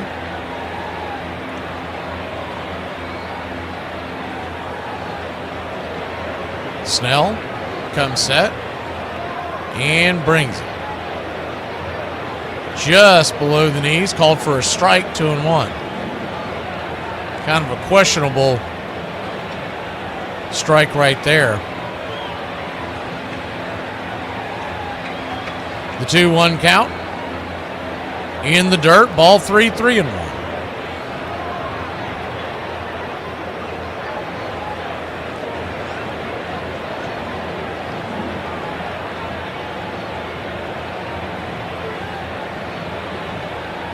The 3-1 swing, hammers it foul. We got a full count on Barger. Standing on deck is IKF. Jimenez in the hole. Blue Jays 3, Dodgers 1.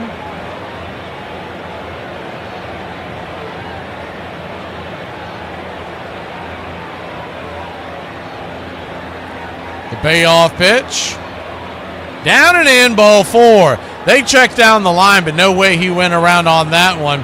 So Barger heads to first. And IKF will come to the plate. I know it's the righty-lefty thing, but I'm not a fan of IKF batting anything higher than 9th in any order. He's just not good. But who knows, man? Maybe he'll get a blind squirrel. First pitch is a changeup right there for a strike. It's 0-1.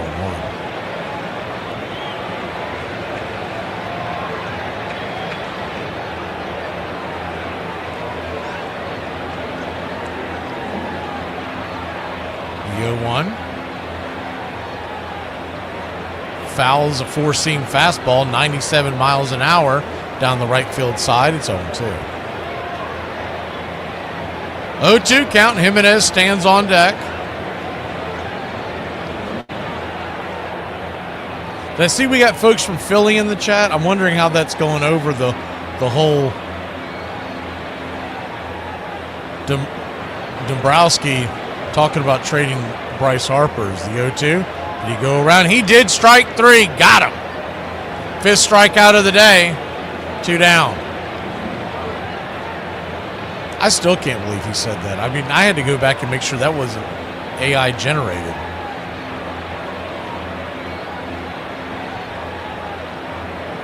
He seems like the type of player that if you get on the wrong side of him, he's going to dig in. First pitch on the way is upstairs, four-seam fastball. It's 0-1. Yeah, Richard, it was shortly after the season ended for Philly, and they asked Dombrowski about Bryce Harper as the 0-1. Down and away, 1-1. Rumors had already come out that he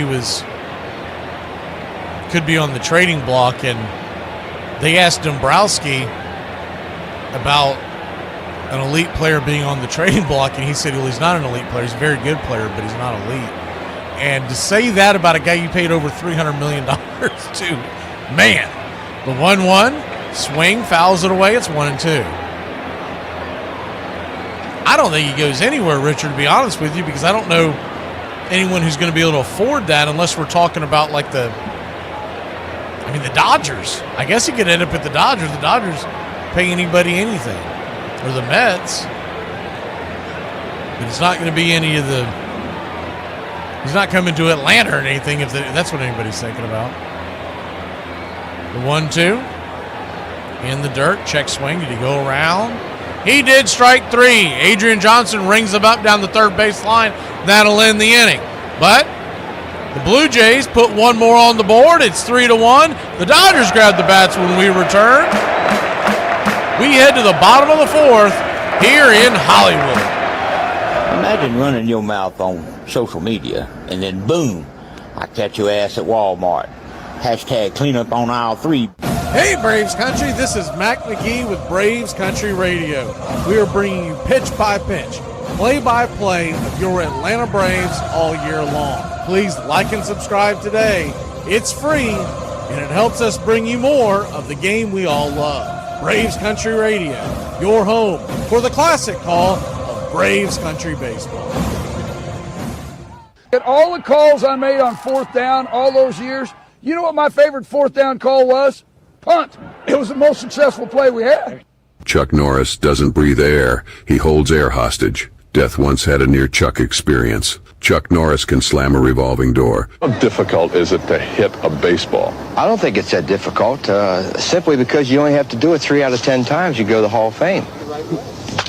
The first thing about hitting that is important is you have to be fearless. I mean, if you're scared of getting hit with the ball, forget about it. I look for a fastball every pitch. Now, if you're looking for a fastball and he throws you a slider, a curveball, a changeup, a forkball, a knuckleball, a palm ball, a spitball, a screwball, you're going to hit it. You can just adjust to it. Now, if you get a young kid that's going to swing at a high pitch occasionally or a low pitch occasionally, he's going to be very aggressive. Let him do it. Don't try to make him swing at strikes only. The important thing about being a hitter is being aggressive. Chuck Norris's calendar goes straight from March 31st to April 2nd. No one fools Chuck Norris. That's sort of a myth came around. Ruth couldn't handle himself. How could he handle other players? Well, that's nonsense. I mean, the man drank a lot and he raised hell and he caroused, but he was a major league player for 22 years. He must have taken care of himself pretty well. And could he have managed? Who knows? Some terrible people have become great managers. Some likely people were terrible managers. He certainly deserved the chance. He didn't get it.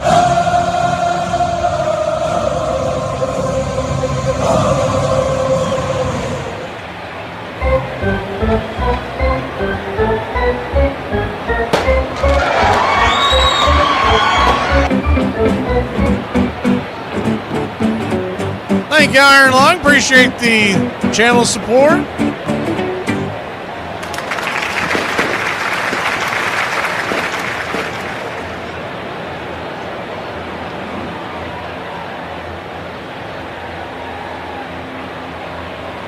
3-1 your score.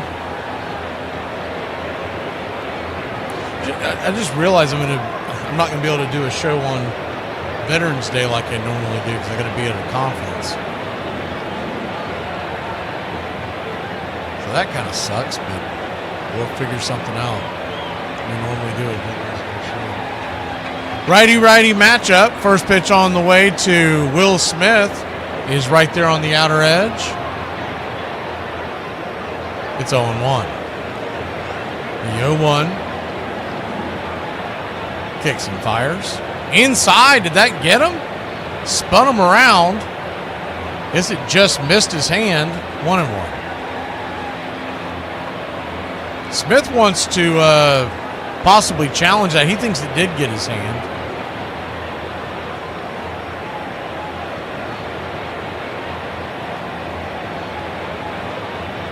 I don't know. If the guy thinks it got, maybe he thought it got his little elbow pad. They are not going to challenge it, by the way. Back to work. The 1-1 swing and a miss. It's 1-2.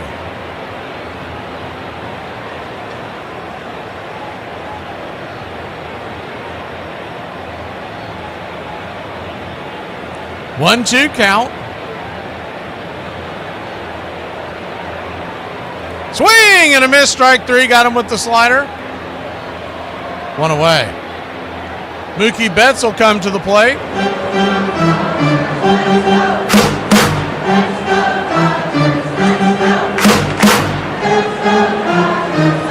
Mookie 0 for 1 with a strikeout. The only base hit so far for the Dodgers is the Kike Hernandez solo shot. 1 run, 1 hit, no error for LA as the first pitch is four-seam fastball. Fouled straight back, it's 0-1. Blue Jays 3 runs, 5 hits, no errors. 2 home runs, 2 solo shots to start the game, but from Vladdy and Schneider to lead it off. The 0-1, outside wide 1. Standing on deck is Freeman. Yesevich, pitch number 53, or 54, I should say. There's a slider right there on the outer edge, 1-2. Just his second time through the lineup because he's been so economical. So I still think if they have him going well, it's going to be a very hard no for him to go through the lineup that third time is the 1-2. Swing and a miss, strike 3. 2 down. And if you see him take him out when he's cruising like this, just realize that's something that they would have already predetermined. Because a lot of times these coaching staffs get in there and they go, look, we're going to get the emotions going, and if the guy's pitching well, we're going to go, why not?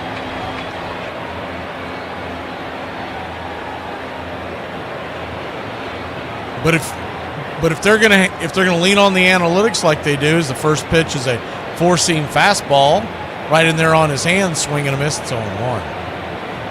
Sometimes a manager will override it and say, hey, I like the way he's throwing, let's go. But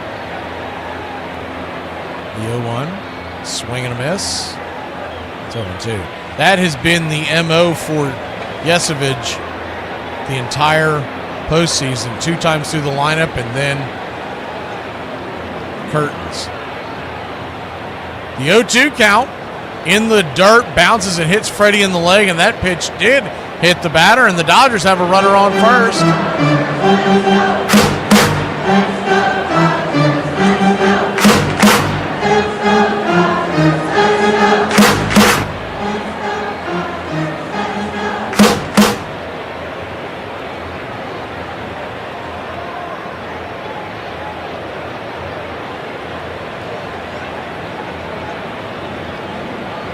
So Teoscar Hernandez, the batter. First pitch on the way, swing, rips it up the middle, and Jimenez grabs it. He shovels it towards IKF, but it's nowhere near the bag, and it'll be an infield single for Hernandez. He does the little sachet at first base. They show Shohei Ohtani doing the sachet as well. And the Dodgers, first and second, 2 outs, and they got something cooking. A hit by pitch and an infield single. That right there was 100% the defensive alignment. They had the overshift on. If he's playing anywhere close to an honest defensive alignment, that's going to be an easy out. First pitch on the way to Tommy Edman is in the dirt, bounces wide, it's 1-0.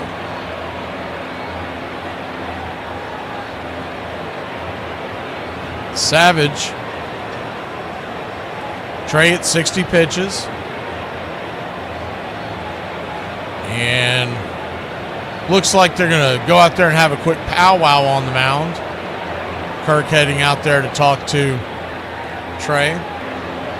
Nothing else, might be just trying to calm him down.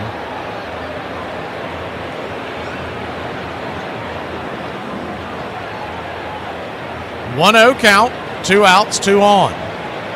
The go-ahead run standing at home plate unravels that quickly.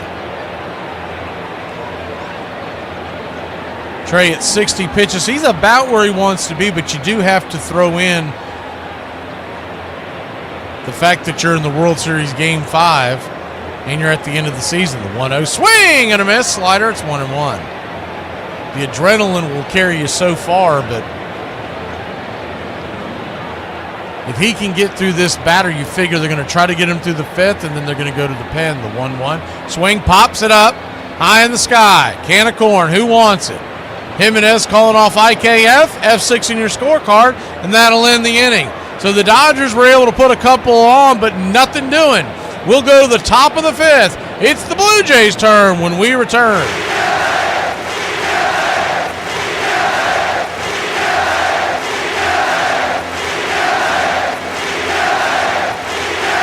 Can I get you a cup of coffee? Yeah, well, it's already 10 o'clock in the morning. You don't drink coffee at 10 o'clock in the morning where I come from. I'll take a cold beer instead. Perhaps something to eat?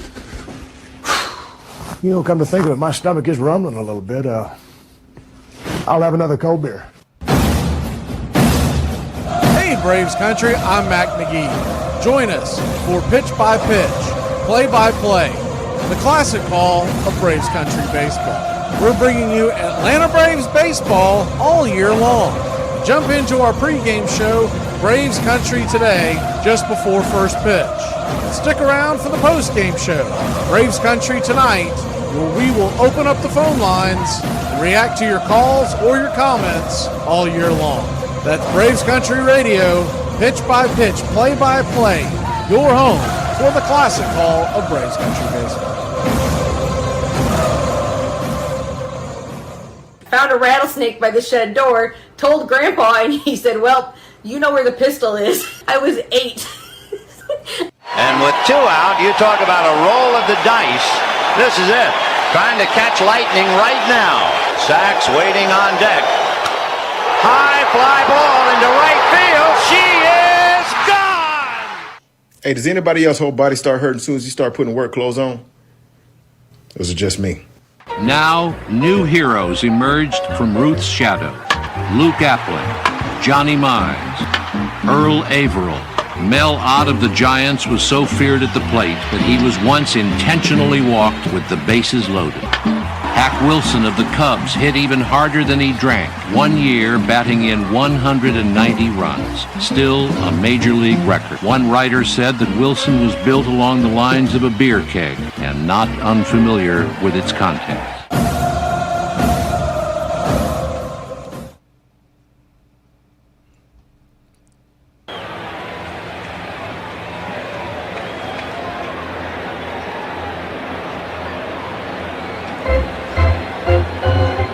Welcome back.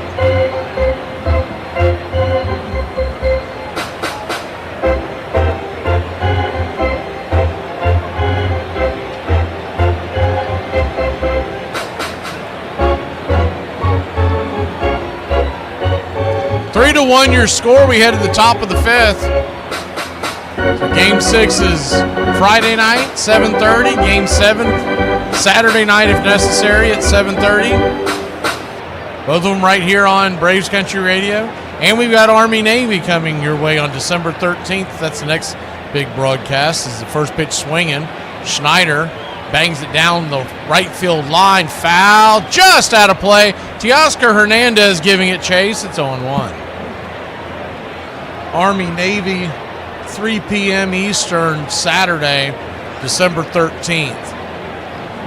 It'll be our 5th time doing that one. That's probably my favorite one we do all year long of any of them.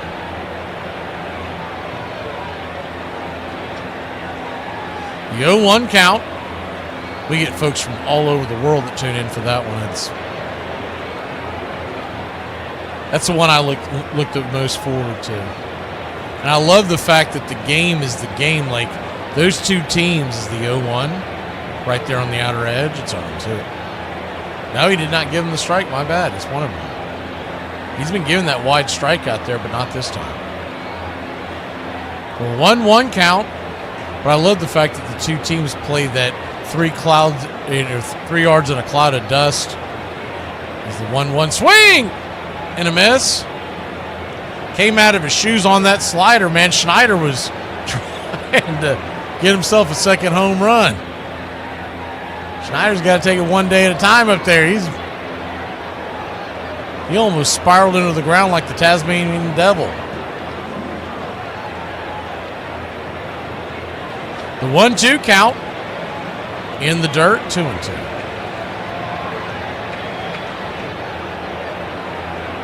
So a 2-2.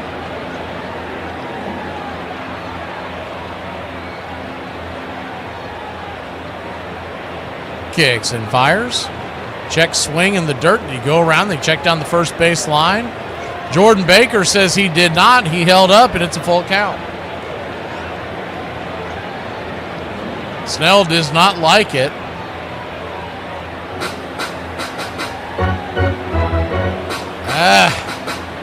I can't blame Snell on that one. That definitely looked like he offered at it. The payoff pitch in the dirt, ball 4. So a leadoff walk starts the Toronto 5th inning.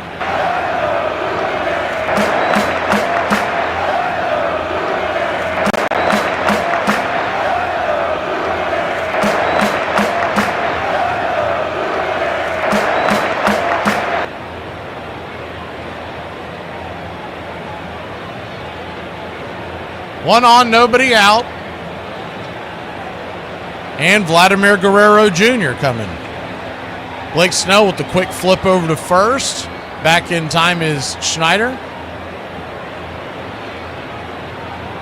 I can't hear that name without thinking of One Day at a Time and Schneider with the utility belt and just the whole 9 yards. It was like if the Fonz was a handyman. The change up. Just there off the plate, it's 0-1. Kind of a wide strike there.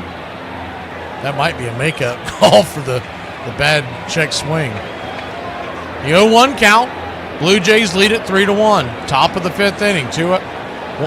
Nobody out. 1 on. And the 0-1 pitch. Swing! Slices it back. Foul. Bangs off the netting. It's 0-2.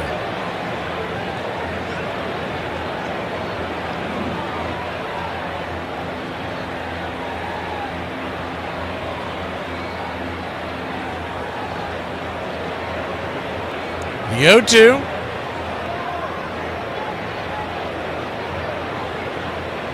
Kicks and fires. Swing. Chopper right back to the mound. It's going to be Snell firing to Edman. He'll flip it over to Freddie. So it'll be a 1-4-3 rally killing double play.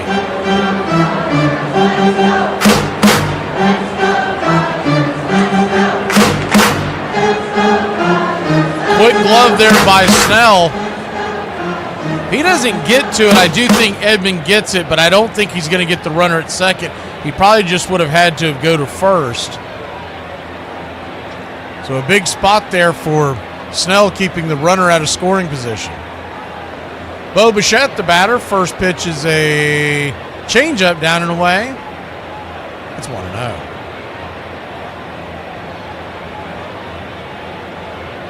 Lefty-righty matchup. Infield back and to the left. Bichette 0 for 2 on the day. A strikeout and a fielder's choice.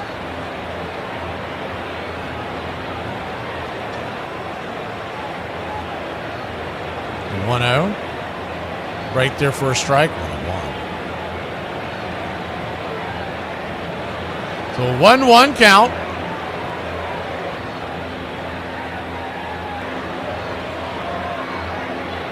Swing, lifts it, high into left field, but drifting over, making the easy catch is Alex Call, and that'll end the inning. We head to the bottom of the fifth. It's 3-1. Blue Jays. The Dodgers grab the bats when we return. This is the story of one of the greatest pitchers duels in baseball history. The date, May 1st, 1920. The place, Braves Field, on a chilly and muggy day. On the mound for the Robins was Leon Cador, who was coming off his best season, a season in which he won 14 games. The Boston Braves would counter with Joe Eschker, who was looking to bounce back from a subpar showing in 1919. It wasn't until the fifth inning when the first run would cross the plate, when Ivy Olsen singled over the shortstop's head. Not even an inning later, the Braves would tie the game on an RBI single of their own. As the game progressed, the wind started to blow in from center field and was turning balls that would normally be hits into lazy fly ball outs. After 9 innings, the score remained tied at 1, and this continued on without another threat until the 17th inning when Brooklyn loaded the bases. Again, it was snuffed out with a double play. At this point, both starting pitchers were still on the mound. Once they reached the 23rd inning with both starting pitchers still on the mound, they broke the National League record for number of innings played in a game. 3 innings later, with a darkening sky, the game was called despite the protest of players saying they wanted to play the equivalent of 3 9-inning games. When this game ended, it entered the record books as the longest game in baseball history. Remarkably, this game only lasted 3 hours and 50 minutes. Both pitchers who started the game finished all 26 innings. Finally, the pitchers were forced to negotiate for themselves, separately, and settled for considerably less than they had wanted. Without a union, even 2 of the game's greatest stars were forced to give in to management. You think of people who changed the game of baseball. Well, aside from Babe Ruth, of course, the Bambino and his home runs, and Jackie Robinson entering, the third name has to be Marvin Miller, who led in organizing the Baseball Players Union and thus changed the game. On March 5th, 1966, the largely ceremonial and ineffective Major League Baseball Players Association created the full-time post of executive director and appointed to it a veteran labor organizer, Marvin Miller.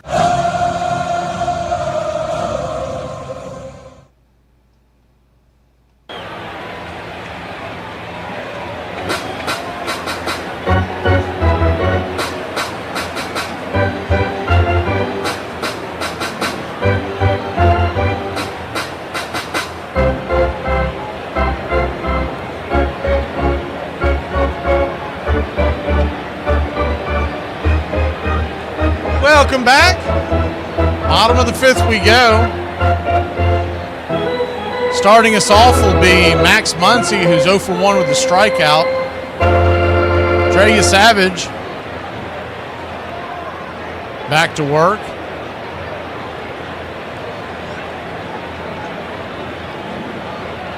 And a 3-1 score. Toronto scored 2 in the first, 1 in the fourth. Dodgers 1 in the third. The first pitch on the way is a 4-seam fastball, high and out of the zone. It's 1.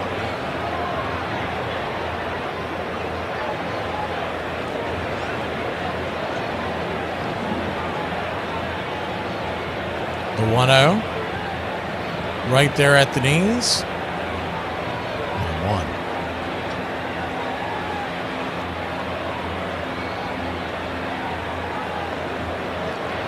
1. 1-1 count.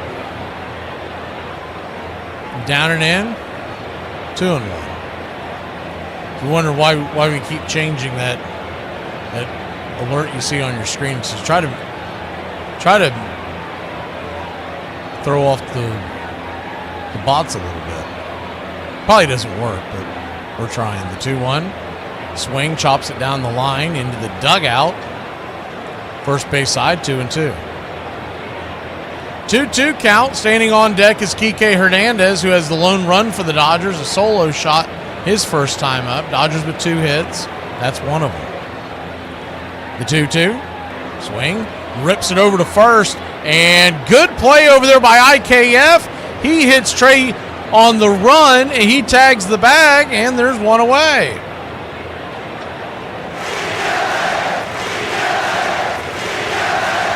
So Kike Hernandez will be the batter. He clocked one his last time up. 407 feet into the California night to put the Dodgers on the board. At the time, it was a 2-1 game.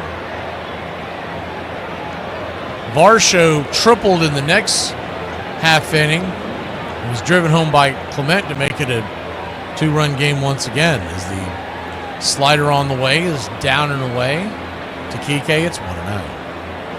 Righty-righty matchup.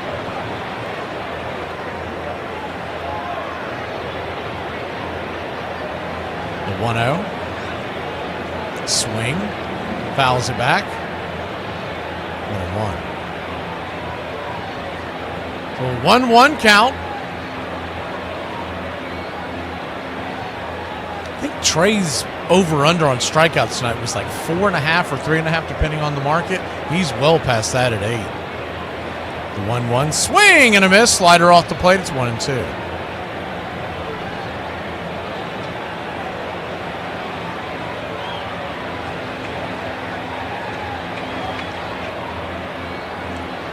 Football fans, reminder, tomorrow, 9 a.m., Armchair Quarterback Radio, the Armchair Quarterback Show.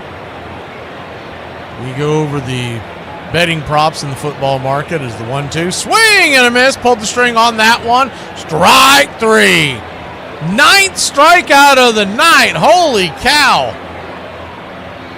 2 down.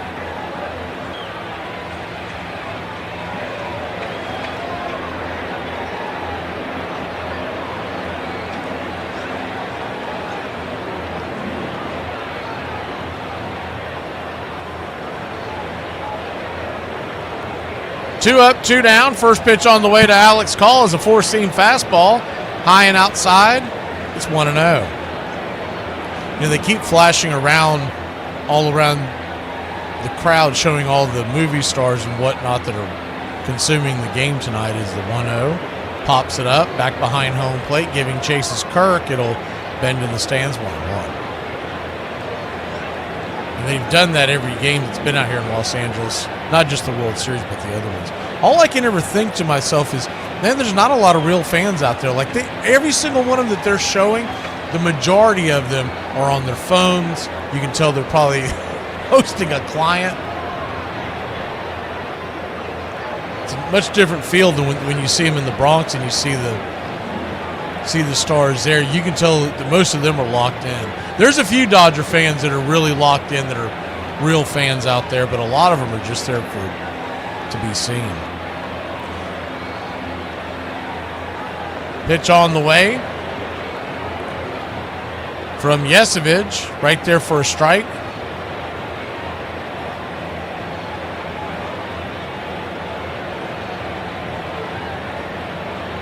Kicks and fires in the dirt.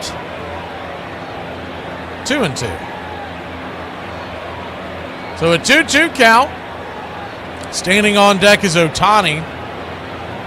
Trey would either like to see him in the 6th inning, or if they pull him, at least have a lefty come out of the pen in the next half inning. The 2-2. Up high. Full count. He's at 76 pitches. So in theory, he still has a lot of gas left. You just wonder what their game plan is going to be.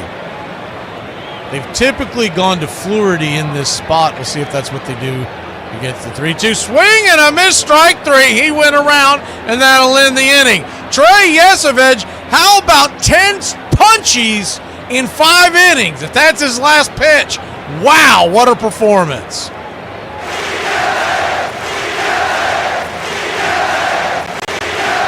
Beer? 7 o'clock in the morning.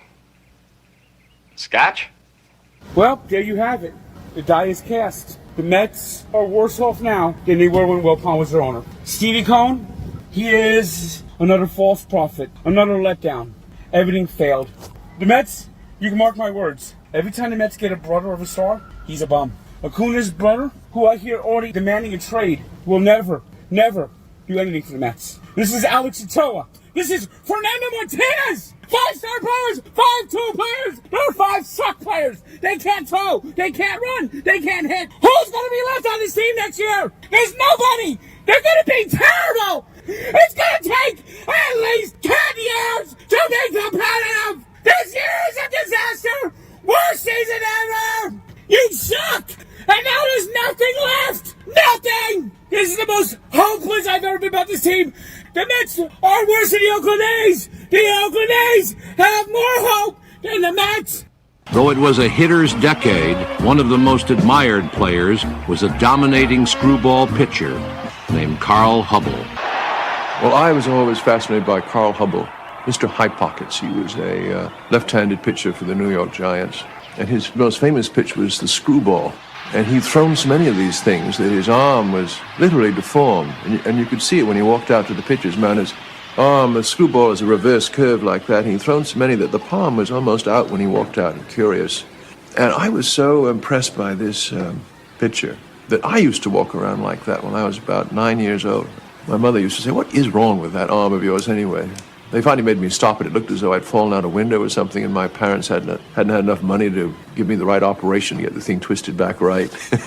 Please like and subscribe today. It's free, and it helps us bring you more.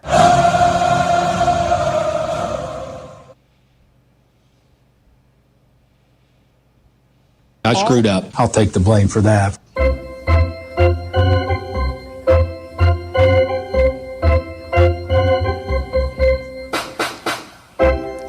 Alejandro Kirk's going to lead off the 6th inning for the Toronto Blue Jays. He is 1 for 2 with a single in the first.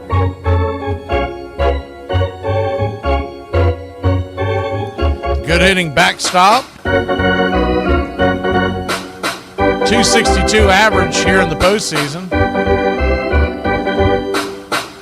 And Snell will be back out there on the bump. Starts the inning off with 78 pitches. Lefty-righty matchup. First pitch on the way. 96, misses up top. It's 1-0, went with the 4-seamer. Unless it's a very quick inning, this is probably Snell's last go-around is the 1-0. Change up in the dirt. 2-0. Yamamoto will be their stopper. He'll pitch game 6 with either a chance to stop the skid or win the World Series. The 2-0 upstairs for a strike. It's 2-1. He'll be facing Gausman. He pitched well until, what was it, the 7th inning when he gave up a couple of solo shots. The 2-1, swing and a miss. 2-2. And then if there's a game 7, your guess is as good as mine. I would think there's going to be some kind of combination of on the Toronto side, it'll be like a Max Scherzer, Shane Bieber piggyback. It's the 2-2, down and in, full count. It'll be all hands on deck except the guys that pitch on Friday is essentially what ends up happening. But it's how long they can go. The one that always stands out in my mind is the payoff pitch swing. Chops it deep into the hole at third. Muncy with plenty of time. He'll throw a one-hopper into the glove of Freddie Freeman, and there's one away. 5-3 in your scorecard.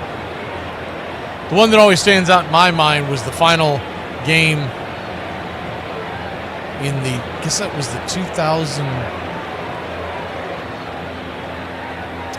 was the 2014 World Series, where Mad Bum came off to relieve for the Giants in like the 3rd inning, and he pitched the rest of the way. As the first pitch to Varsho is down and in for a ball, it's 1-0. 4-seam fastball at 97 miles an hour. 1-0. Swing and a miss. 1-1. That was the most dominant performance I've ever seen pitching in the postseason. It was Mad Bum in 2014, and it's not particularly close. The 1-1. Inside, four-seam fastball, 97 miles an hour, misses 2-0. 2-1 count to Varsho. On deck is Clement.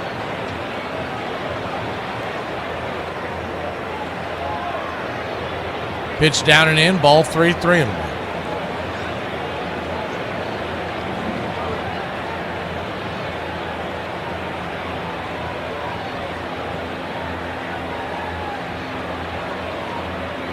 The 3-1 pitch. Just grabs the outer edge down there on the bottom corner. 3-2. A good pitch by Snell.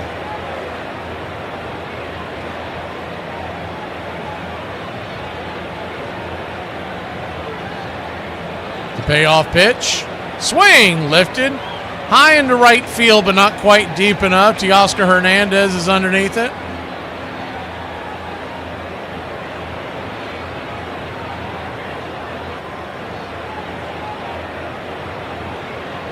Three to 1 your score.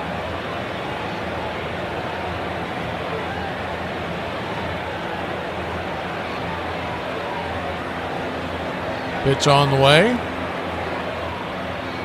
Swing and a miss to Clement with 2 down. It's 0-1.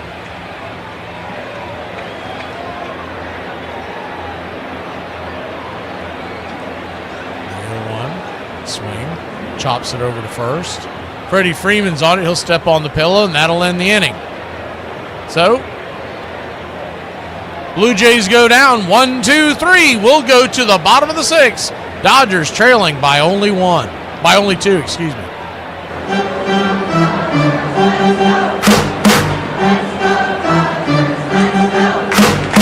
Redneck word of the day, inhale. Why inhale these gas prices so high? Dad? Yep. I have a guy question. You know, I've been dating my boyfriend for like 3 years, right? Yep.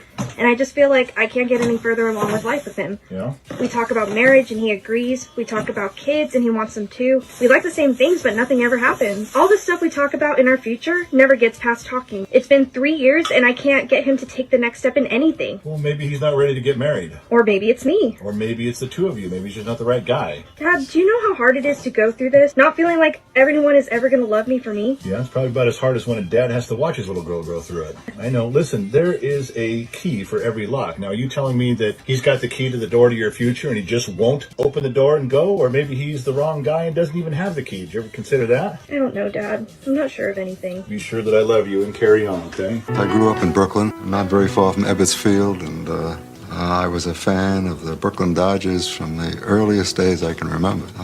That ended first when I left Brooklyn, and second when shortly thereafter the Dodgers left Brooklyn. Marvin Miller had spent most of his life in the labor movement, the International Association of Machinists, the United Automobile Workers, and for 16 years, the United Steelworkers. Marvin Miller was probably the greatest thing that ever happened to baseball as far as the players are concerned. The moment that we found out that the owners didn't want Marvin Miller, he was our guy. Tough, seasoned, and relentless, Miller rallied the players to the organization, then demanded that the club owners bargain collectively, provide improved pensions, raise minimum salaries. When Marvin started, the owners obviously weren't prepared to fall in love with him, and as a matter of fact, the more they saw of Marvin, the less prepared to fall in love with him they were. He obviously did a great job for the players as far as getting them salaries. I'm not sure on balance that he was good for baseball.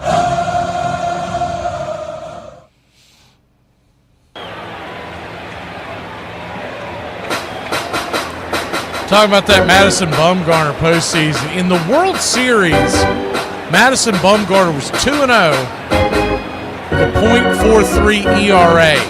That's a 0.43 ERA. 17 strikeouts and a save in 3 appearances. And that save was like a 6-inning save. I don't have the exact number in front of me, but I believe, see if I can find it.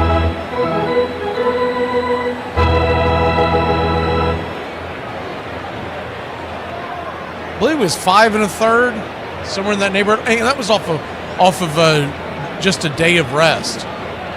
First pitch on the way to Shohei Ohtani as we start this bottom of the 6th is in the dirt. Splitter misses. It's 1-0. They are sending the Savage back out there, so we'll see how this plays out.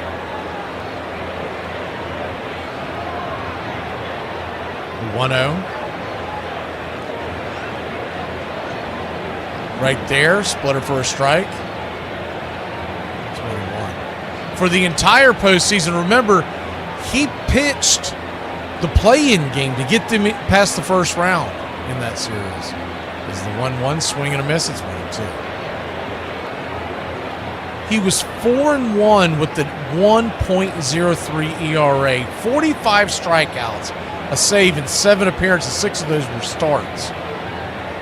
He won his first league championship MVP, the NLCS MVP, and the World Series MVP, and his 3rd World Series altogether. The 1-2, swing, that ball smoked into right field, and a diving catch by Addison Barger. Holy Toledo, he barges through the door, making the diving catch.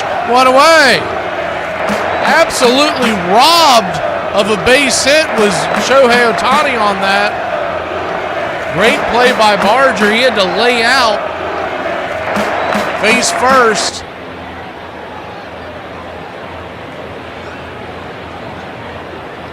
So when anybody tries to talk anything as far as pitching in the postseason, I always go to that year because it's so ridiculous. It was like video game type numbers. First pitch is the slider. Up top to Will Smith, it's 0-1. Righty-righty matchup.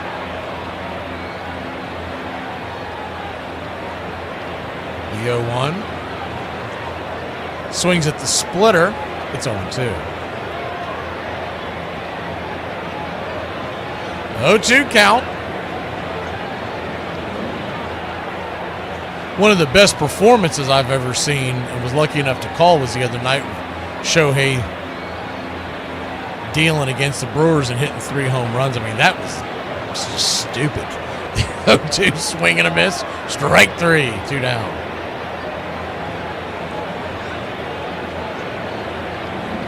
That game right there, and I know it wasn't in the World Series, but that's stuff of legends. I mean, that's the type of game that if that happened 100 years ago, they would still be talking about it. First pitch to Mookie Betts is chopped off the plate. It's 0-1. And then let's not forget the other night, I know Freddie Freeman got the headline because he hit the walk-off, and rightfully so, but reached base 9 times. 2 were home runs, 2 were doubles. The other 5 were walks, 4 were automatics. There's a slider to Mookie Betts, makes it 0-2. That was preposterous.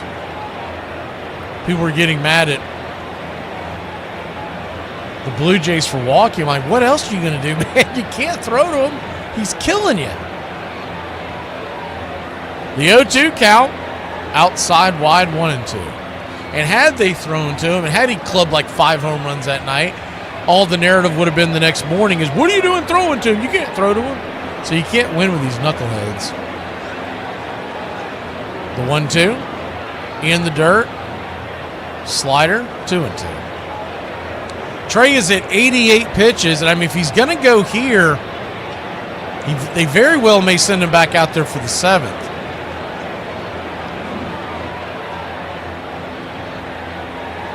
Three to 1 your score.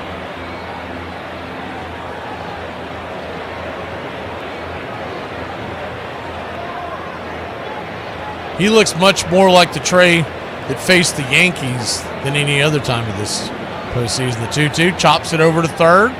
It's going to be a 5-3 put out, and that'll end the inning. So the Dodgers go down 1-2-3. We'll be back in a flash. We go to the top of the 7th in a 3-1 ball game. Now the Blue Jays grab the bats.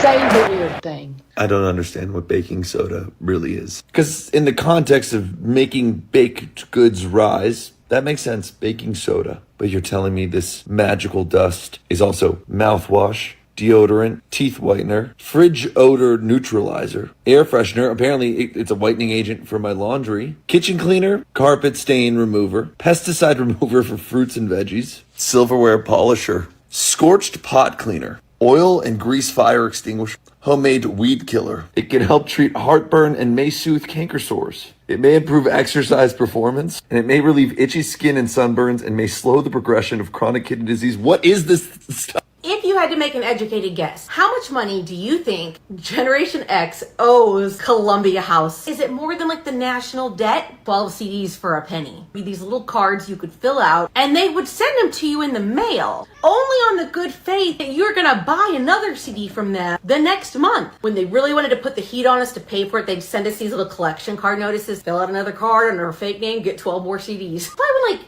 Napster and LimeWire and all that came out and the artists were like, no, you can't give away our music for free. We've been getting your music for free the whole time. Ball players are no match for him. He has a steel-trapped mind wrapped in a butter-melting voice. He runs the players through a high-pressure spray the way an auto goes through a car wash, and that's how they come out, brainwashed. Dick Young, New York Daily News. Sports writers following the developing conflict were, for the most part, uninterested in the complicated labor issues, making them active agents against Miller and the union. For years, the public and even some players distrusted him. The battle over who would control the game had begun. The showdown ahead would be over the century-old reserve clause, which bound each player to his club for life.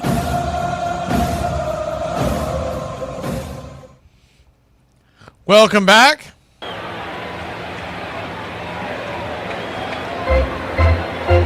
I want some of whatever y'all are smoking in the chat.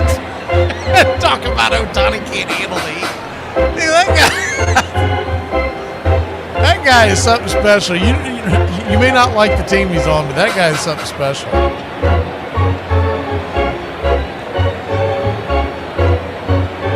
And if the game's on the line tonight, I'm Toronto. I'm pitching around him again. I'm not letting him beat me.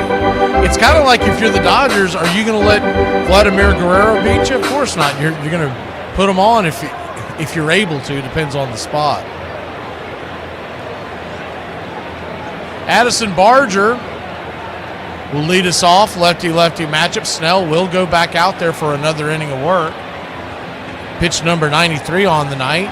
95 inside. It's 1-0. It's Barger and then the right-hander IKF, so we'll see if he stays on for that. But you do have two lefties due up in this inning. 1-0 outside wide.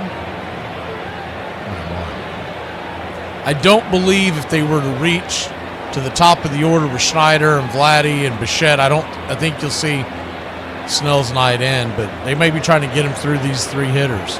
Is the 1-1 down and away, 2-1.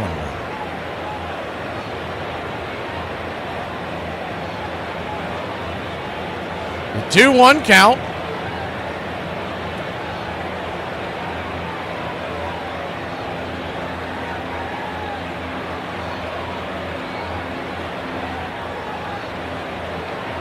Kicks and fires.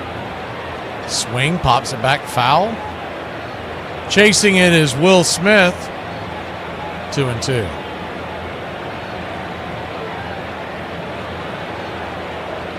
But that's what makes sports great. Fans get to think whatever they want to think. I just have to laugh sometimes when I see people.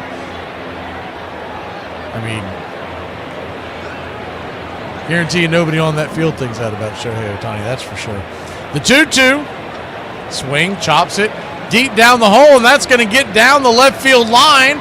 And Barger, he's going to take a wide turn but slam on the brakes, and the Blue Jays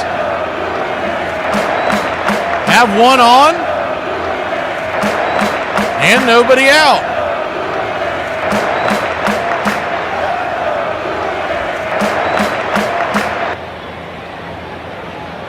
Good piece of hitting there by Barger.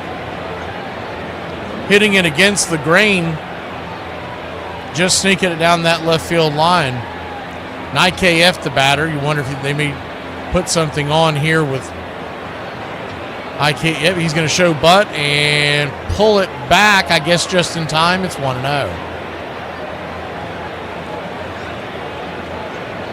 Tell you what, I've been impressed by this Addison Barger. I keep wanting to call him Andrew for some reason. This Addison Barger, man, this kid's got it, man. He's good defensively, very good defensively. Swings a good stick and just seems to play the game the right way. The 1-0. Chops a bunt foul, pushes it down the first base line. It's 1-1.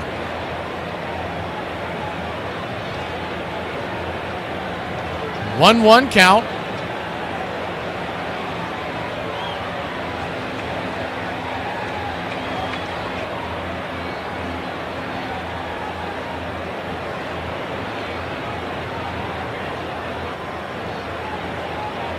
We'll pull the stream back with the runner on, the 1-1. Right there, four-seam fastball, 97 miles an hour. It's 1-2, taken all the way. Good take by IKF. He throws a 97 heater like that. Last thing you want to do is try to drop a bunt. You'll pop that thing right up.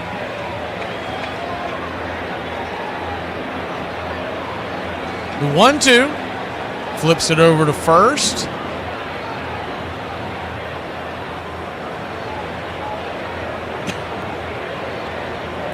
Second move over there by Snell.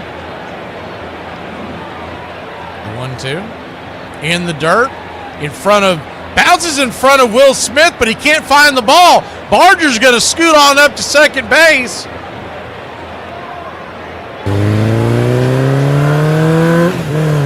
And it's going to be a wild pitch. And that was one of the few times we've seen in this postseason where the catcher does everything right. He blocks it in front of him. He couldn't find it off the carom, and it rolls away. And Barger stands at second now with nobody out. The 2-2. Kicks and fires in the dirt. Blocks that one. Ball 3-3-2.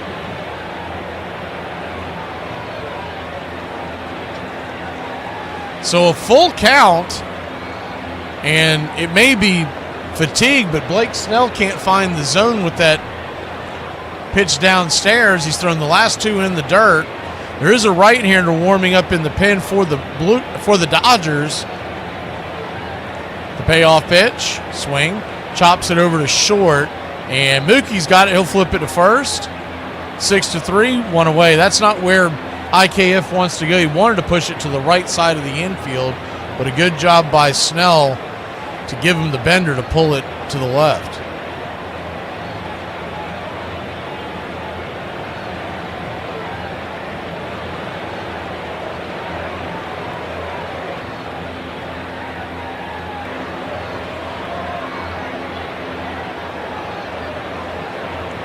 Lefty-lefty matchup. Jimenez comes to the plate. Runner at second. First pitch swinging. 97, blew it right by him. It's 0-1. Top of the seventh, one out.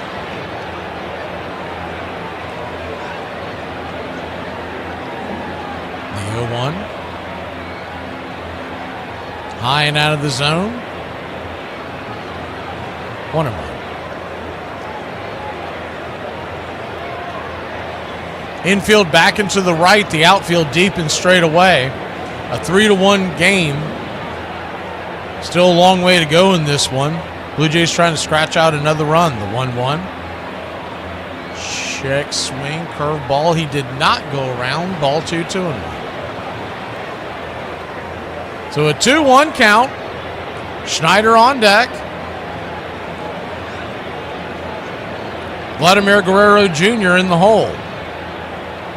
This may be the last batter come hell or high water for Snell. The 2-1 swing and a miss. 2-2. He's at 107 pitches, and you got 4 right-handers due up after this. And Roberts is making some kind of sign towards his bullpen, probably telling him getting the righty ready to roll.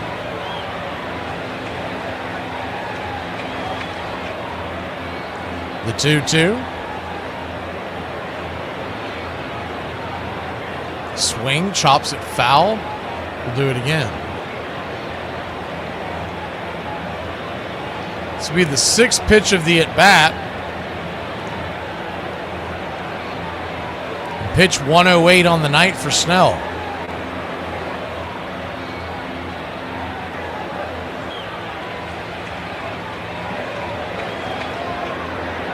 Lefty-lefty matchup. Infield. Back into the right. The 2-2. Out and away, misses ball 3. Throw comes back up the middle, trying to catch Barger napping. He dives back to second in plenty of time. Good job by Mookie Wilson to keep the ball from going to the outfield. It was a one-hopper from Smith. He was just trying to get it out there. That ball came dangerously close to hitting Barger, and if it did, it probably bangs into the outfield. So a full count. Pitch number 110. Inside high, ball 4. So he'll head on down to first. And Pryor's coming out there to the mound. Are they going to let him face Schneider? He's at 110 pitches. Wow. I would have thought the right-hander was coming in, especially this many pitches, but Roberts has a feel for it, so he thinks it's the way to go. Looks like they're just going out there trying to get him to catch his breath. The right-hander Schneider, who hit a home run his first time up tonight, will be coming to the plate. Vladimir Guerrero Jr. on deck. There's no way they let him face him.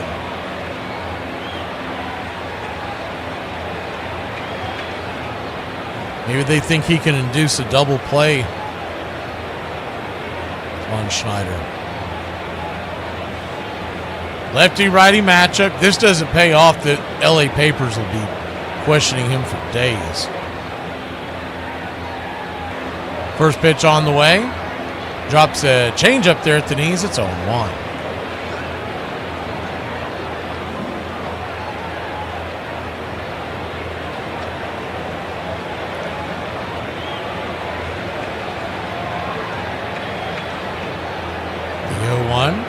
Kicks and fires. Drops another changeup, taken all the way. 0-2. Schneider is shaking his head on that. I was about to say snaking. Schneider is shaking his head on that because he knows he should have swung at that one. That thing was about belt high and 83 miles an hour over the plate. He won't get a better pitch than that this bat. He must have been sitting dead red on the high heat. The 0-2 from Schnell. Inside 1-2.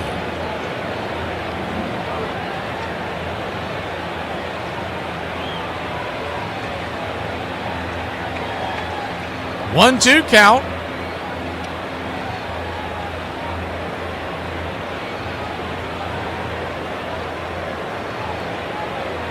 Kicks and fires. Pitch gets away. Wild pitch. And scooting up to third base is Barger. And the Blue Jays have runners on the corners and one out. The man at first held up.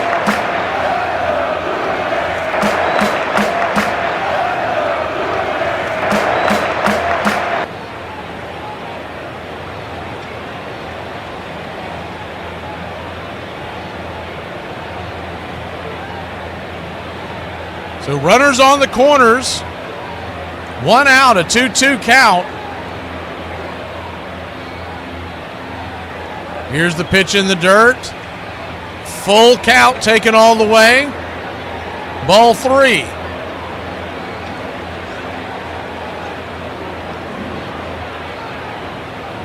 Guerrero on deck. Runners on the corners, one out, trailing by 2. Nowhere to run, nowhere to hide. Southpaw comes set. Winds and delivers. Swing and a miss, strike 3. Pulled the string on that changeup. 2 down. And yep, that's going to be it for Snell. Guerrero coming to the plate. No way they were going to let him face him. But a valiant effort by Blake Snell.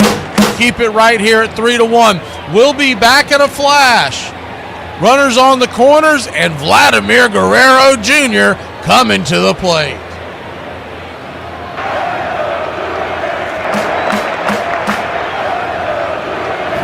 On this date in 1905, with the New York Giants leading the Brooklyn Superbas 11-1, Archibald Moonlight Graham makes his major league debut in the bottom of the 8th inning as a defensive replacement in right field at Brooklyn's Washington Park. The 27-year-old minor leaguer, who will not have a major league at bat in his only appearance in the big leagues, will become immortalized by W.P. Kinsella's book, Shoeless Joe, and the movie based off the author's work, In Field of Dreams. This date, 1909, Pittsburgh Pirates host their final game at Exposition Park, defeating the Cubs 8-1 in front of 5,545 fans at the small and cramped ballpark on the north side of the Allegheny River. The team will begin play at Forbes Field the next day, a spacious venue constructed of concrete and steel in the Oakland neighborhood of Pittsburgh. And on this date in 2000, with more than 700 police officers on duty at the ballpark instead of the usual 60,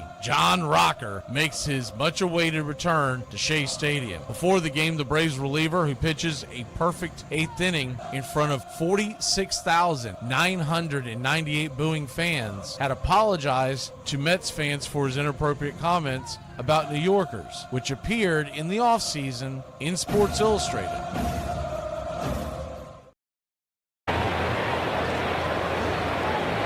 Welcome back.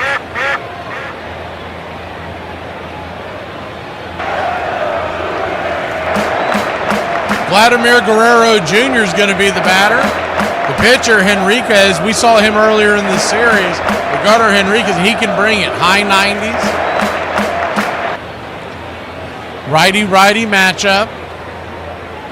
You got good speed at third, so a wild pitch and good speed at first. The ball in the gap could score.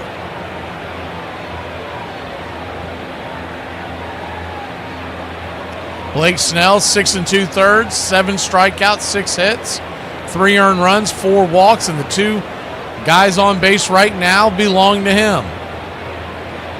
First pitch on the way to Vladdy is high and out of the zone, 98 miles an hour. It's 1-0. Righty-righty matchup. Standing on deck is Bichette. So in theory, Henriquez does have an open base.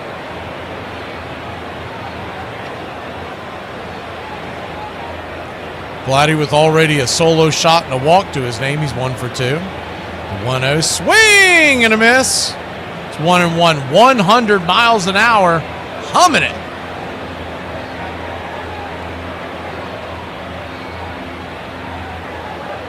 So a 1-1 count.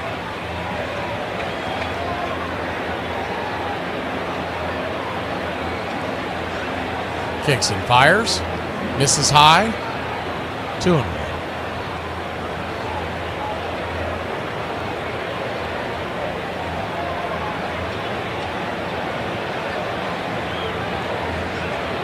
The 2-1.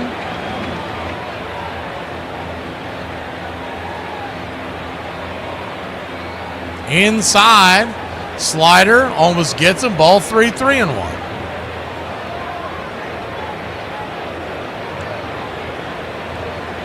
3-1 count.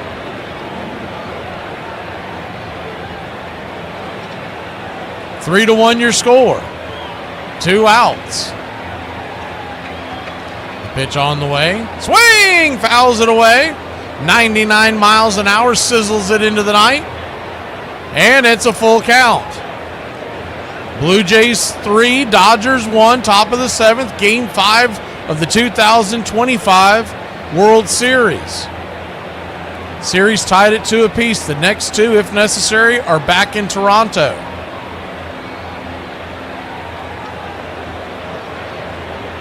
The 3-2. Enriquez looks back. Smith sets up on the inside. Here's the pitch. Way outside, wide ball forward. The ball's going to get away. The ball gets away, and here comes Barger barging through the door into home plate, and the Toronto Blue Jays have taken a 4-1 lead. Wild pitch. Will Smith was set up on the inside track next to Vladdy, and the ball was way outside wide in the left-handed batter's box, and it sails to the backstop. He got a piece of leather on it, but to no avail. And the Blue Jays take a 4-1 lead. That'll bring Bo Bichette to the plate. Runners at first and second, still 2 outs. Here's the windup in the pitch. Right there, right down Main Street, 99 miles an hour. He's bringing it. It's 0-1. Varsho moves on to the on-deck circle. In the hole is Ernie Clement. 4-1 your score. The 0-1. Rocks and fires. 4-seamer down and in. 1-0. Game 6 is Friday night, right here on Braves Country Radio. We'll come on the air about 7:30, get you rolling. Yamamoto for the Dodgers. Gausman for the Blue Jays. The 1-1, outside, wide, ball 2-1. That's unless they decide to change their mind, but that's what's listed right now. So a 2-1 count.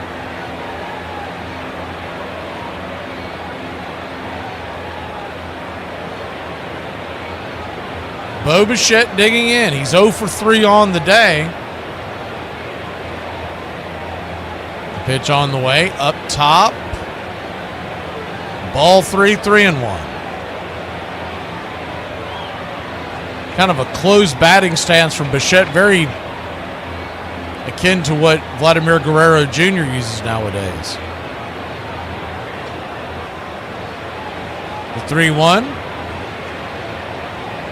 Swing! That ball is sliced into right field. That's going to get down for a base hit. 1 run will score. Here comes the throw to third, and it is wide of the bag. Muncy has it bounce off his glove, and runners on the corners. 2 outs for the Blue Jays.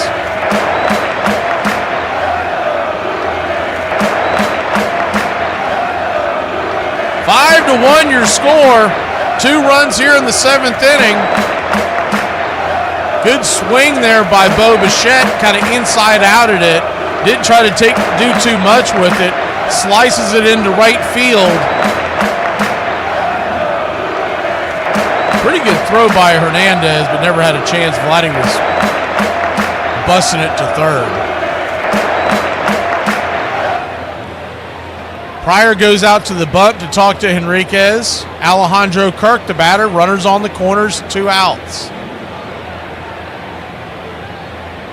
5 to 1 your score. Top of the 7th inning. Dodgers still with 3 at-bats left, so don't go anywhere. We know this is far from over. That should be another great pitching matchup on Friday night. Yamamoto versus Gausman. We were talking about that earlier. I mean, that was a dandy until the 7th inning hit for Gausman. First pitch to Kirk. Up top. Mrs. Hyatt's 1-0. I don't know who's going to win this series, but I do know this has been one of the better World Series played in quite some time. I mean, both teams have put on a show. The 1-0. In the dirt. 2-0. You got all the storylines you would want. David versus Goliath. Los Angeles versus Canada.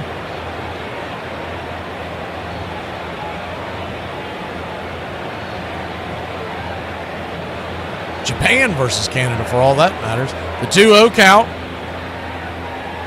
Misses outside, ball 3-0. So a 3-0 count. Doesn't want to load the bases. Varsho standing on deck. If he does, I can't imagine they're going to leave him in. The 3-0. Nowhere near the zone, ball 4. So he'll head on down to first.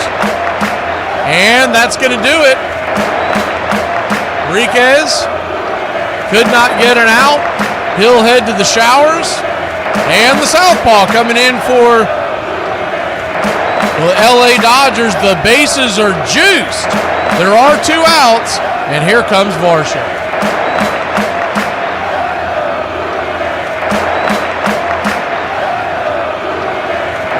19 1908, Rube Waddell fanned 6 of his former teammates when the Browns defeat the A's at Sportsman's Park 5-4. During the offseason, Philadelphia's owner-manager, a frustrated Connie Mack, traded his talented but free-spirit hurler to St. Louis. On this date in 1911, in his first game of a twin bill at Huntington Avenue Baseball Grounds, Boston Red Sox right-hander Joe Wood whiffs 12 Browns en route to a 5-0 no-hitter. Joe, better known with his nickname Smokey Joe Wood, a moniker that was coined because of his blazing fastball. He throws the 5th hitless game in franchise history and the last accomplished in the Boston ballpark. And on this date in 1986, Sparky Anderson, the first manager to win the World Series in each league, also becomes the first to win 600 games in both National and American leagues when the Detroit Tigers beat the Milwaukee Brewers 9-5. The future Hall of Famer finishes with 2,194 wins versus 1,834 losses, a winning percentage of .545. That'll span 26 years with the Reds and Tigers capturing 5 pennants and 3 world championships. And that's your Braves Country Radio on this date in baseball history. Find us on YouTube and Facebook today.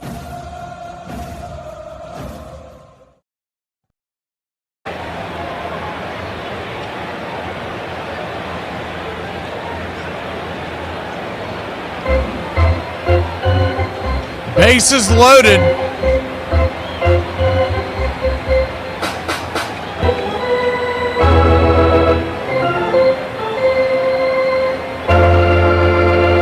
There's still 2 outs, and Anthony Banda, the left-hander, set to face Dalton Varsho. So lefty-lefty matchup as the southpaw comes out of the pen inheriting a mess. Dodgers trailing by 4, and the base is juiced. But once again, there are 2 outs. Clement is on deck. The game right now is at the plate.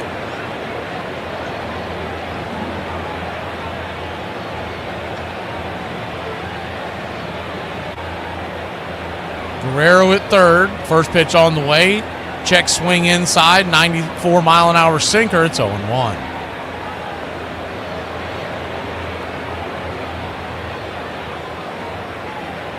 The 0-1. Brings it. Outside. 95. 1-1. 1-1 count. Infield back and to the right. Muncy by his lonesome over there at third.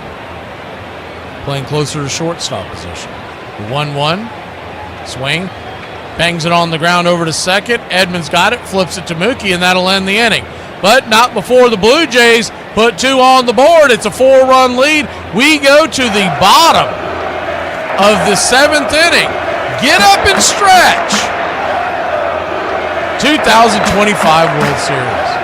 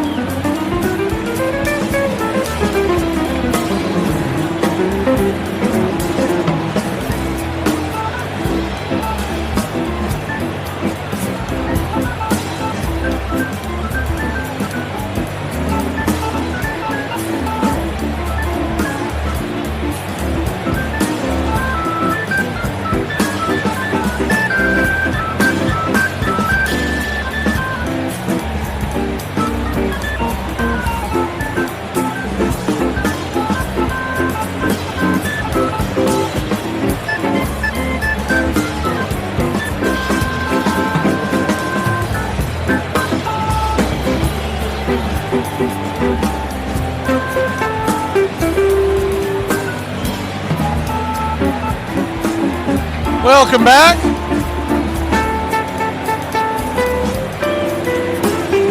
They're going to send Savage back out there. I mean, look, it doesn't hurt anything because in all likelihood, this may be it for him. As the first pitch on the way to Freddie Freeman is swung on and fouled off. But you do wonder, third time through the lineup, how he'll do. The 0-2 misses high, 1-2. So 1-2 count. Miles Straw has been put into left field for defensive purposes. He comes in for Schneider.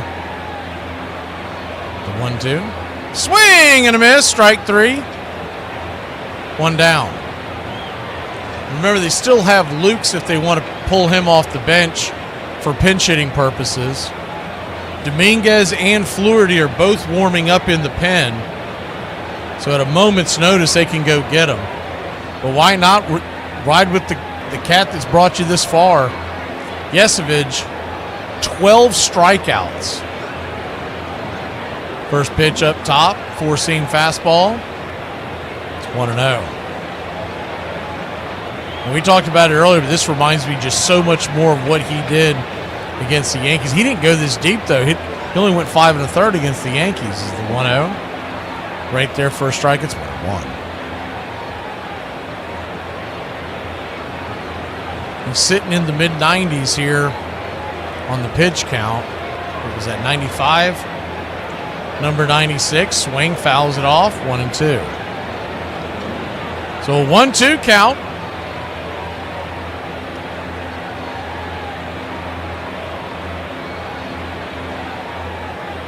Righty-righty matchup. Infield is back and to the left.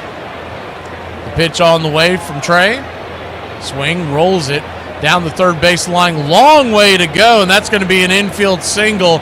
Ernie Clement was trying to dig it up and fire it to first, but that was just an impossible task, and it's going to be an infield single, and the Dodgers got 1 on, 1 out here in the bottom of the 7th.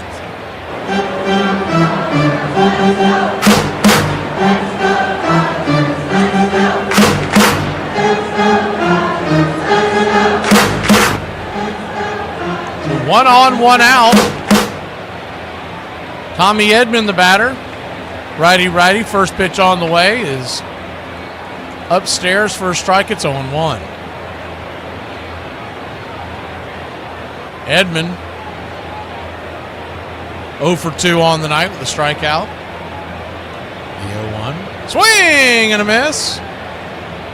It's 0-2. Slider up high and then a slider down low to get him started.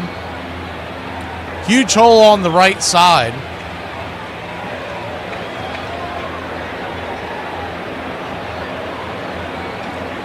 Wind's still pretty calm here in Dodger Stadium.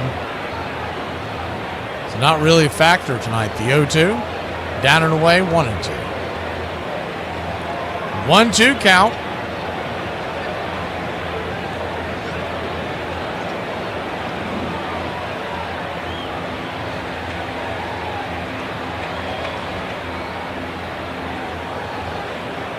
Edman looks in, the pitch. Down and in, ball 2, 2-2.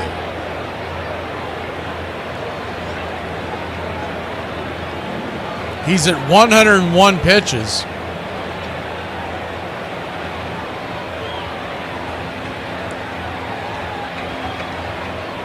2-2 from Trey.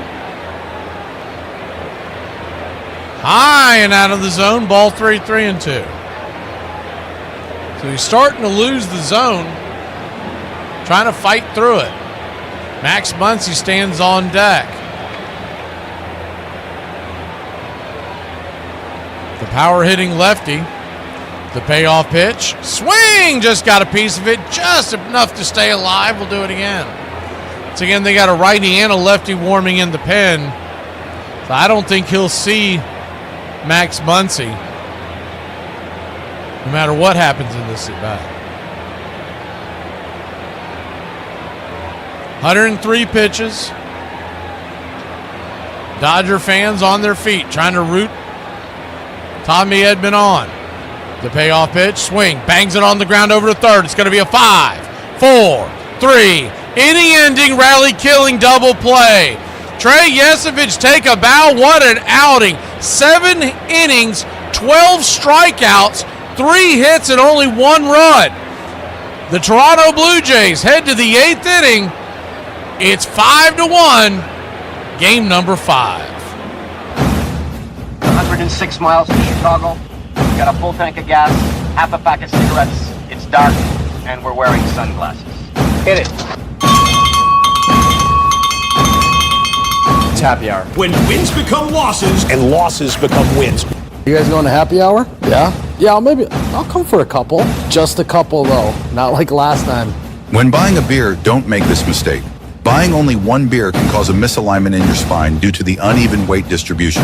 This can cause unnecessary back pain and potential spine issues. To prevent this, carry 2 beers, ensuring your body is balanced and proper health maintained. Okay.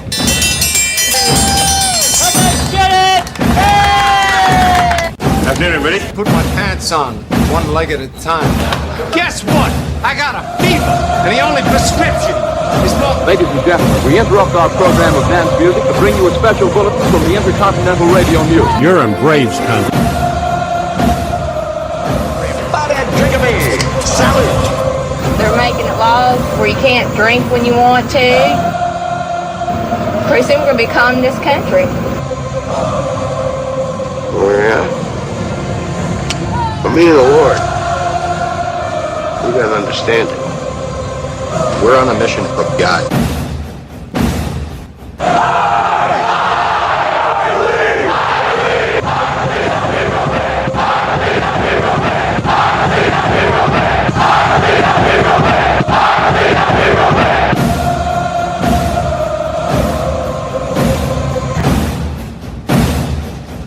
If you want to stop me, you're gonna have to kill me!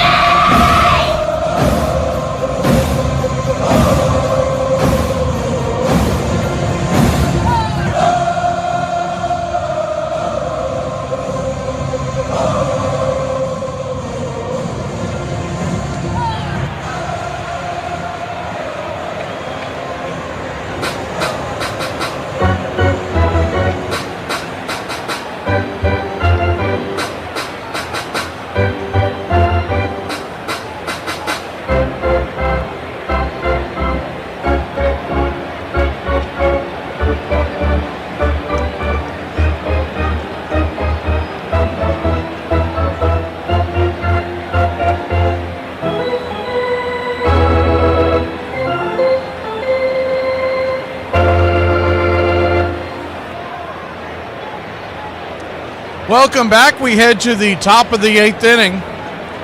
5-1 your score.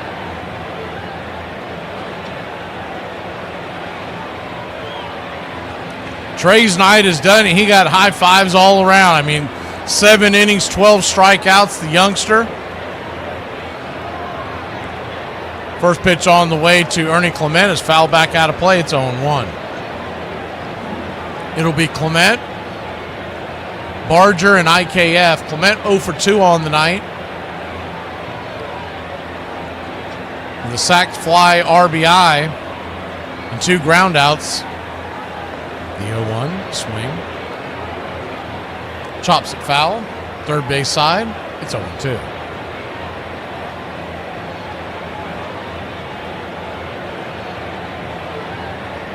So an 0-2 count.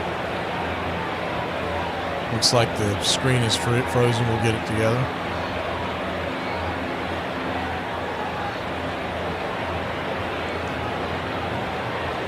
The 0-2. Fouls it back. We'll do it again.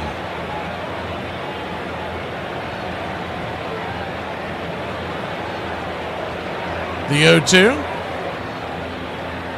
Kicks and fires. Swing! That ball's dropped into center field. That's down for a base hit. And the Blue Jays have a leadoff runner here in the 8th inning.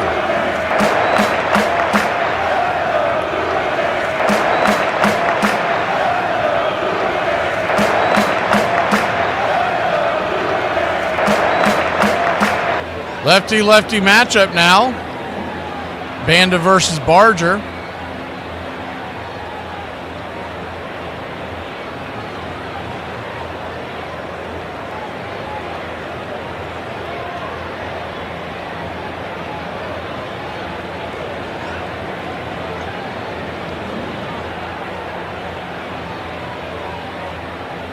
Kicks and fires. Outside wide. It's 0-2. So an 0-2 count as they flip it to first.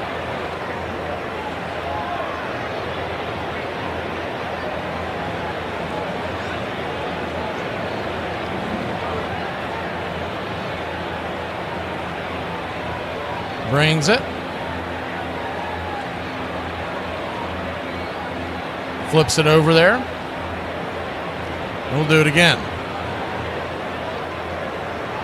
5-1 your score.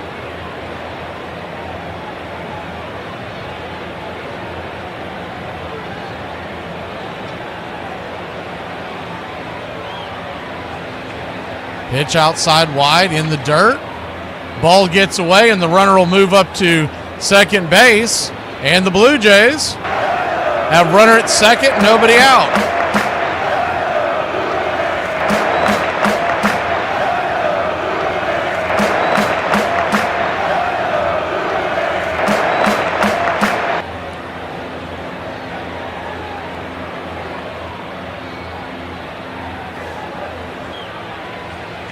The 1-2. Swing, chops it over to second. It's going to be a 4-3 put out. One away. Runner at third.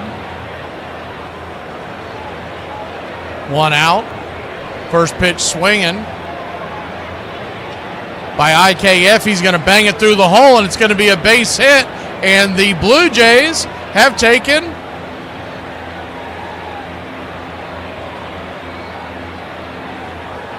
a 6-1 lead.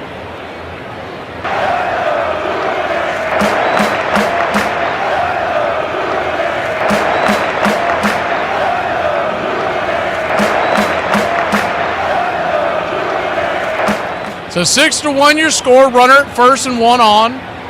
One out.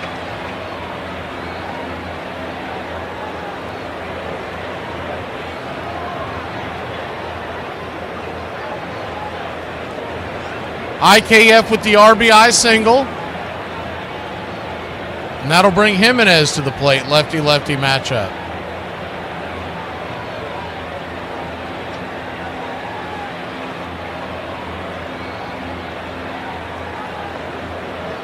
First pitch is to Jimenez. Is fouled off. It's 0-1. IKF took off on the play. Came back. He'll retreat back to first. He had that base stolen by a mile.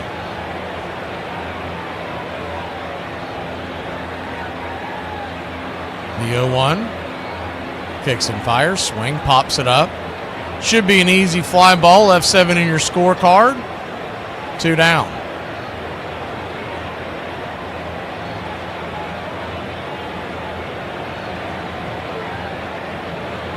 One on, 2 outs. They flip it over to first real quick. Miles Straw will be the batter. It looks like they're going to leave him in for the defense.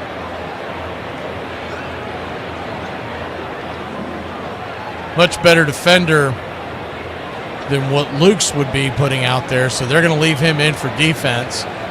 See if they can get a base hit out of him.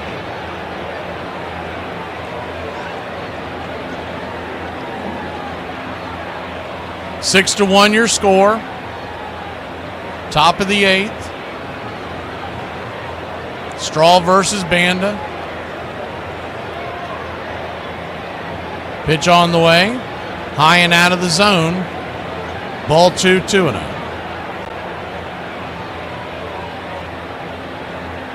Two-0 count.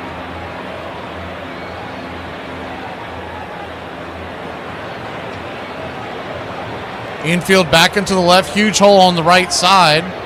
The pitch on the way. Outside wide, ball 3, 3-2. So a full count now.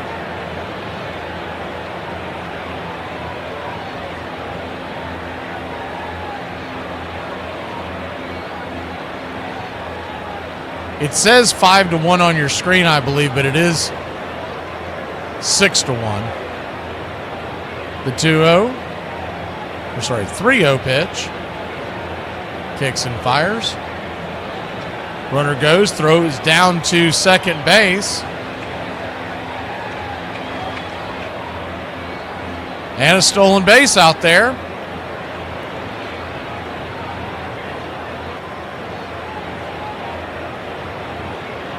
He beat that by about a mile. I don't think they're really paying attention to IKF. He's gotten 2 huge jumps out there. The pitch on the way, swing, pops it up, back out of play. Drifting back, it'll fade well out of play.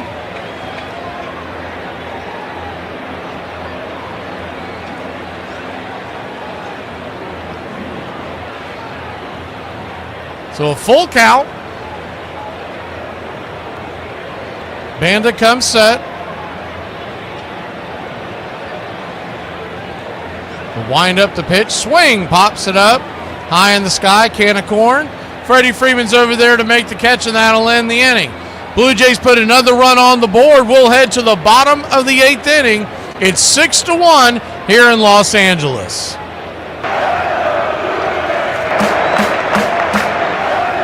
You know, poop jokes aren't my favorite, but they're a solid number 2. As the young kids say, it do be bussin' respectfully. Don't ever say that again. Yeah, it's best that I don't. That was bad. It was wasn't it? Total. And here's Dale Murphy. At .439 with 6 homers, 18 RBIs already, and in a spot where he has a chance to get some more. Ramirez at second, Perry at first. Downstairs to Murph, 1 ball, no strikes. There is a drive. Did he get enough of it? Back goes McReynolds. He looks up and he kisses it goodbye. A 3-run homer for Murphy. Touch 'em all, Murph. That's 7 and 21 RBIs, and it's 3-0. That's the way Babe Ruth hit him, a mile high. If smoking is so bad, then why does it cure salmon? Hey, this is my final message to y'all, because you probably ain't gonna see me again. My old lady texted me a minute ago and asked me if I thought her forehead was big, and I said that I probably wouldn't ever kiss the same spot twice. And she said, I'll see you when you get home. The outfield around to the left to Frank Robinson, the right-hand batter. Long drive to left field, way back, kiss it goodbye, home run. On December 9th, 1965, the day Branch Rickey died, the Cincinnati Reds let outfielder Frank Robinson go. He had played magnificently for them since 1956, when he hit 38 home runs to tie the rookie record. He charged into outfield walls to make spectacular catches, hurled himself into opposing infielders to break up double plays, and in 1961 won the National League's Most Valuable Player award. In casting him off, the Cincinnati owner explained that Robinson was too old at 30.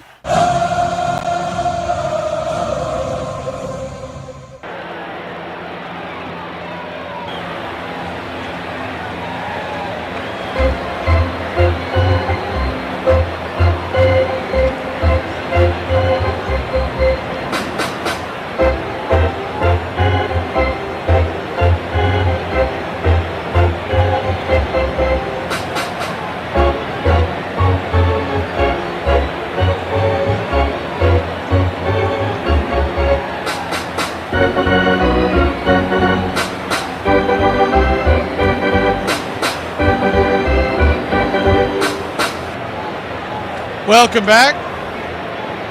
As the continuing education of Voice of No Reason continues. 6-1 your score, bottom of the 8th. Infield will be back into the right and started us off. First pitch on the way to Max Muncy.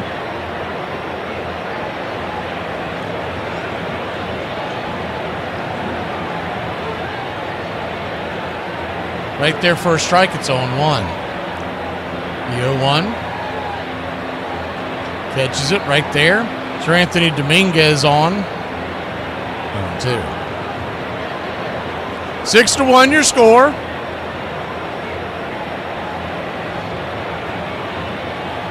The 0-2 swung on, banged over towards right side of the infield. Covering the bag will be Dominguez.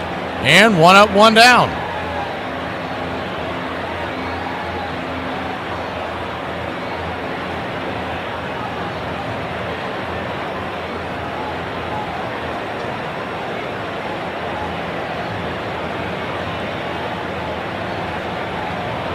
Bottom of the 8th. 1 down. Kike Hernandez, the batter. He's the only one who has scored for the Dodgers tonight.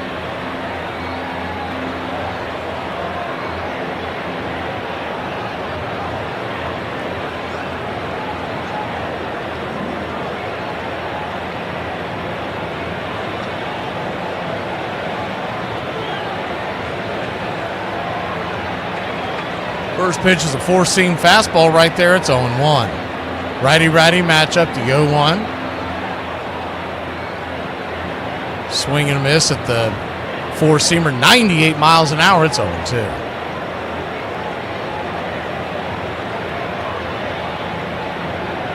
So an 0-2 count.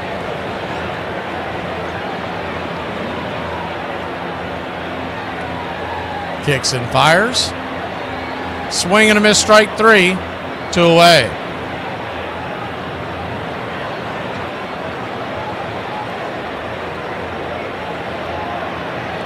Two down.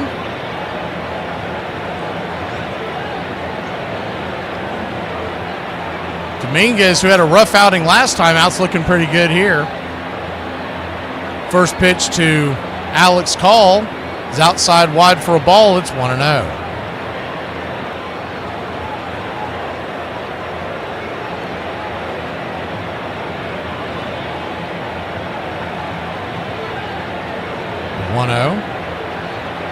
Sinker misses. Looked like it might have touched the side of the zone, but did not get the call. 2-0.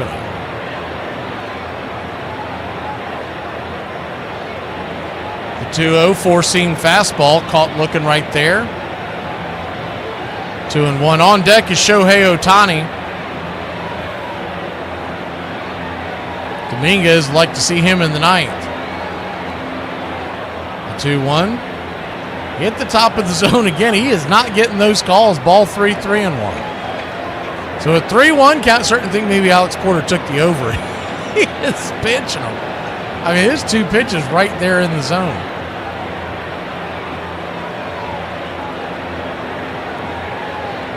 Pitch on the way. Swing and a miss. Full count. So a full count.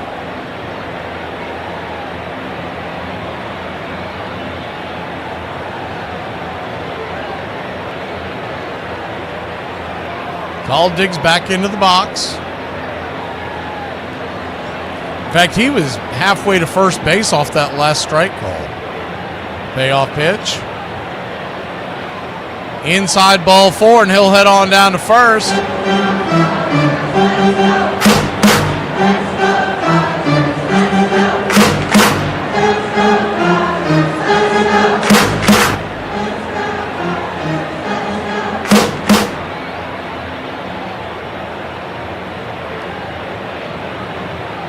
Shohei Ohtani will be the batter.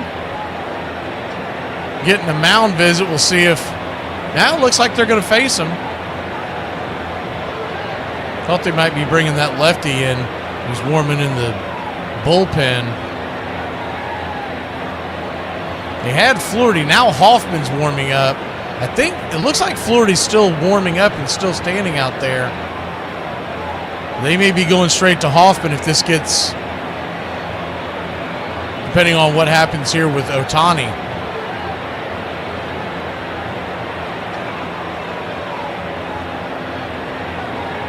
Righty-lefty matchup.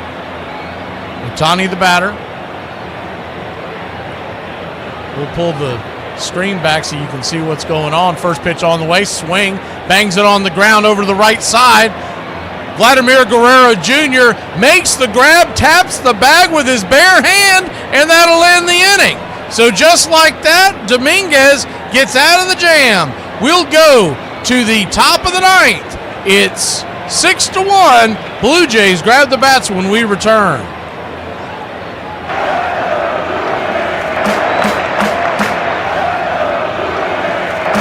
Steak and donut sandwich, please. You want cigarettes on that sandwich? Oh, I look like a Mary? Yes, I want cigarettes.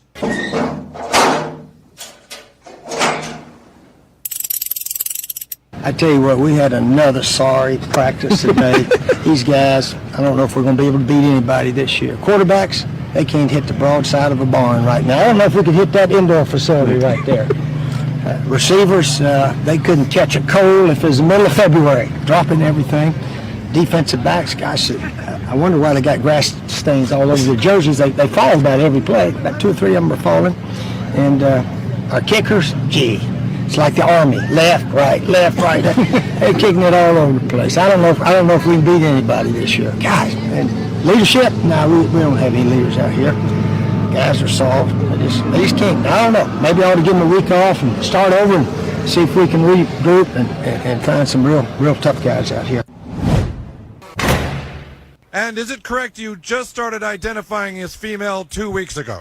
I'm not here to talk about my transition. Let me tell you something. I am the strongest woman this state has ever seen. Any words for the challenger? Good luck, Heather.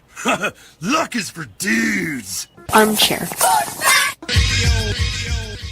In the 1934 All-Star Game, Hubble astonished the baseball world by striking out in succession Babe Ruth, Lou Gehrig, Jimmy Fox, Al Simmons, and Joe Cronin. I saw so many great pitchers, and maybe it's because of an early impression, but of all the pitchers I saw, thinking in terms of their control of themselves, as well as their ability to throw the ball, to manipulate the pitch. I would say, let's put it this way, if I had a ball game to be pitched and my life hung on the balance, I'd want Carl Hubble to pitch it.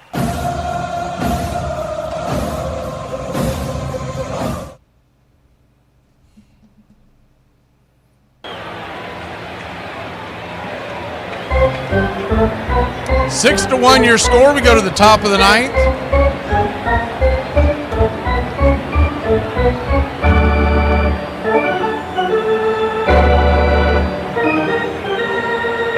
Vladimir Guerrero Jr. will lead us off.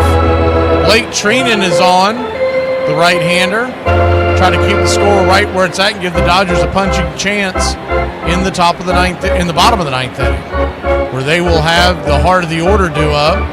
The Dodgers return to the plate will be Will Smith, Mookie Betts, and Freddie Freeman.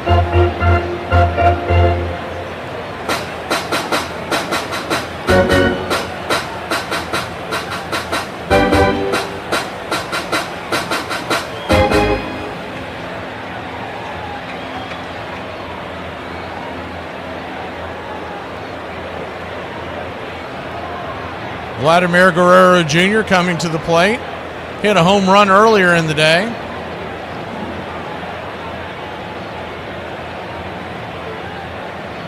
Righty-righty matchup.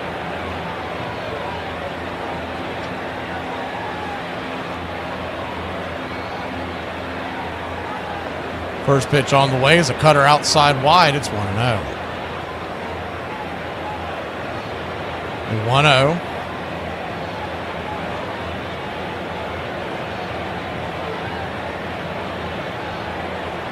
Training comes set, brings it, chops it foul towards the dugout, 1-1. So a 1-1 count. Infield back into the left.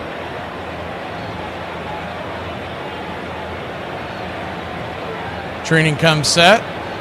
Kicks and fires. Swing, chops it back behind. In between home and third.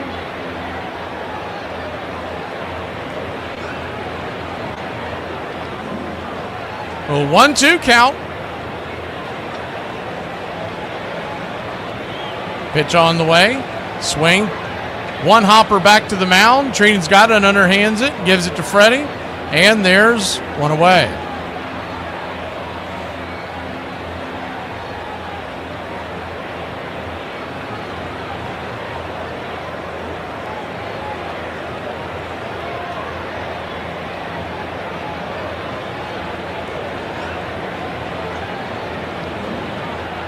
One up, one down, and Bo Bichette, the batter. Righty-righty matchup, first pitch. Swing, chops it back foul. It's 0-1.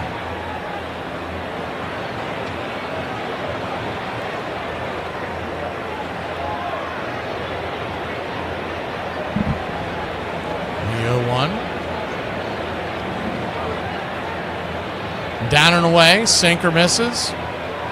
1-1. So a 1-1 count.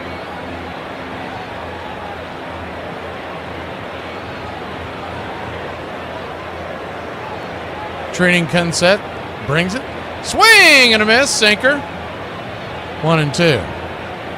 Yeah, they've used him quite a bit. You wonder if he might start to run out of gas. Talking about Training. I thought you might get one of the also-rans at the back of the bullpen and save these guys for Game 6. As the 1-2 slices it foul down the first base line. Do it again, 1-2. Standing on deck is Alejandro Kirk. Dodgers trail 6-1.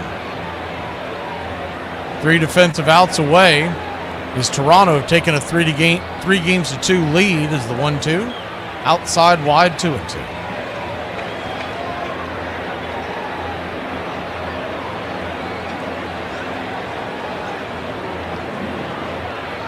The 2-2 count. Swing, fouls that one off.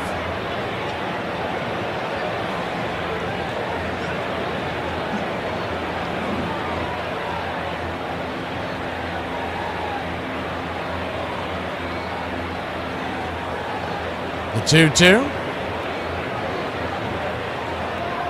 Chops it over to second. That's going to be a 4-3 put out and 2 down.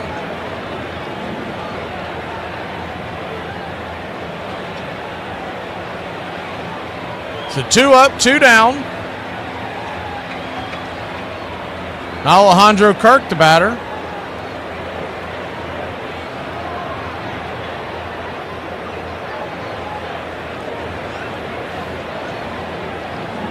Righty-righty matchup. First pitch to Kirk is looked like it hit the zone but did not get the call. It's 1-0. Training kind of rolling his eyes in the back of his cap. I can't blame him on that one. That was a bad call. Alan Porter. It really dumbfounds me, some of these guys that are in here calling the World Series today. The 1-0. Swing. Chops it over to first. Freddie's got it. He'll step on the bag, and that'll end the inning. So the Blue Jays go down quietly once again. It's 6-1. The Dodgers will send Will Smith, Mookie Betts, and Freddie Freeman. Jeff Hoffman is coming out of the pen to try to slam the door for the Blue Jays. Today they were telling me that my son has a Halloween parade at his school where all the kids at his school, they dress up in their Halloween costumes and they walk around the track for however many minutes, and the parents come and they video and all that. And I was there for it last year because it was on a Monday, and my wife was telling me that he had that today, and I said, well, why didn't you guys tell me anything about it? My wife said, well, I knew you had practice and meetings, so I didn't think you were going to be able to come. And then my son said, and it's also because you're 2 and 6 and you need to be in the office working. So I can take criticism, so please don't think that, because I get it at home worse than I get it on social media. Hey, what'd you just call me? I called you an alcoholic. Well, why would you call me that? Because you're like, after we're done here, let's go have a beer. And I'm like, you've had a lot of beers this week. And you're like, well, there's a lot of reasons to have beer. Like, our daughter shot a deer, so every time we shoot a deer, we gotta have a beer. Yep. And then I've been stressed out a little bit, so I had a beer that night. And I'm like, yeah, that's coming from like the mouth of a true alcoholic. Like, it's raining, I gotta have a beer. I went and got the mail, I gotta have a beer. I mean, yes, I'm having a beer, but are you gonna have a beer with me? Well, of course, I can't let you drink alone now, can I? All right, 2 Busch Lights.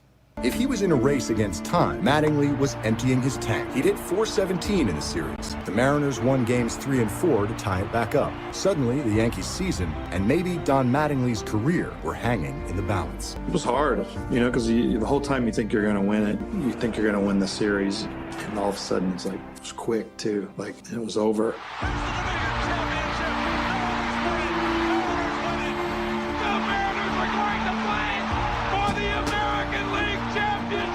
It was so devastating, the way that we kind of went down. That last hit, Edgar, Gerald's throwing that ball, and then having Griffey score, and then it was like all of a sudden, poof, it's gone.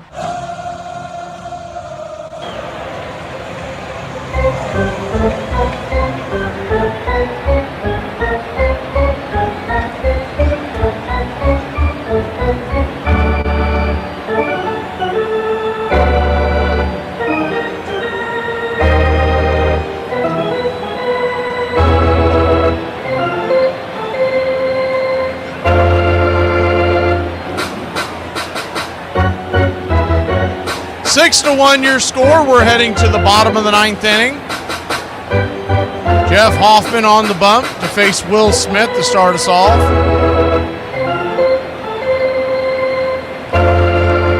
Righty-righty matchup. So far, the juggling of the lineup did not work for Dave Roberts. First pitch on the way. Is a slider way outside the zone. It's 1-0.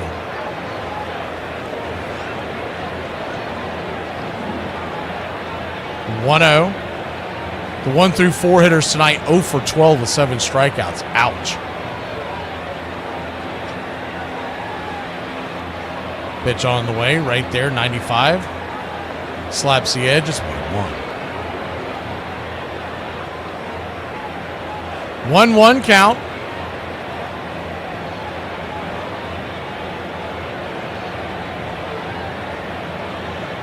Pitch drifts up high, slider misses, ball 2, 2-1. Dodgers trying to get a rally going here down to their final 3 outs. Toronto, 6 runs, 9 hits, no errors. The Dodgers, 1 run, 3 hits, no errors. The 2-1 pitch, swing, chops it foul down the third baseline. It's 2-2.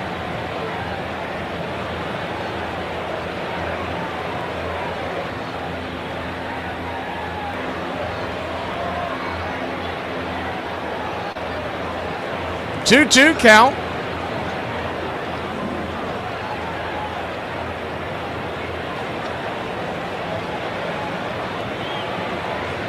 Outside wide, ball 3, 3-2. So a full count. Mookie Betts on deck. Freddie Freeman in the hole.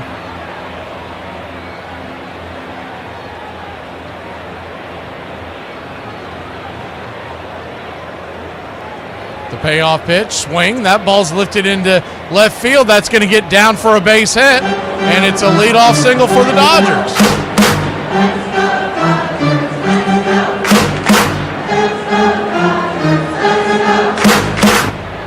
Mookie Betts will come on. He's 0 for 3 on the night with 2 strikeouts. He'll see if he can keep the line moving.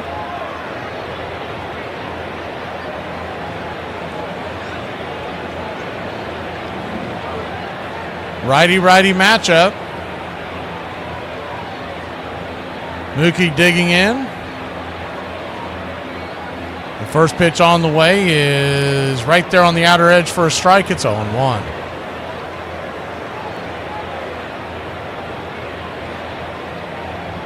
The 0-1. Infield. Back into the left. Double play depth. Brings it. 96 just misses outside. That'll even up the count at 1-1. We'll go ahead and pull the screen back so you can see what's going on the base paths. Huge hole on the right side on the overshift. The 1-1 swing, chops it foul. Down the line, it's 1-2. So a 1-2 count. Freddie Freeman stands on deck. Teoscar Hernandez in the hole. Game 6. Friday night. Right here on Braves Country Radio. Go ahead and hit the alert so you don't miss a single broadcast as the 1-2. Down and away, 2-2. We're also going to bring you the Army-Navy game this year. If you've never been with us for that one, it is a very special afternoon here. You see men and women all over the world chiming in. We serve this great nation. The 2-2. Dodger fans on their feet. Here's the pitch. Swing. Slices it back foul.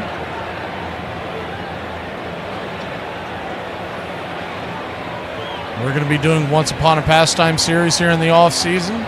MLB Today will come your way on Friday mornings, and Braves Country Today will follow. Those are 9 and 10 a.m. Eastern. Going over all the stuff going on in the world of baseball is the 2-2. Swing! That ball's lifted high and deep into left field, but not quite deep enough underneath it. Making the catch in left field is Miles Straw. F7 in your scorecard, 1 away. Freddie Freeman will be the batter.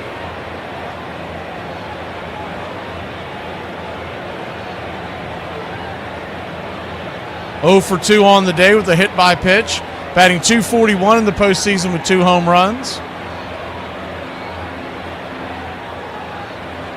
Hoffman comes set. The first pitch on the way. Inside, 96 almost gets him. It's 1-0.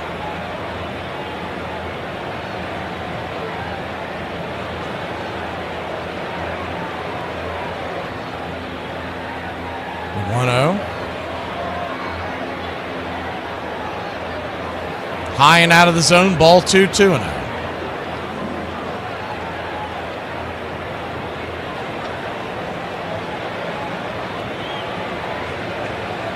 2-0 count.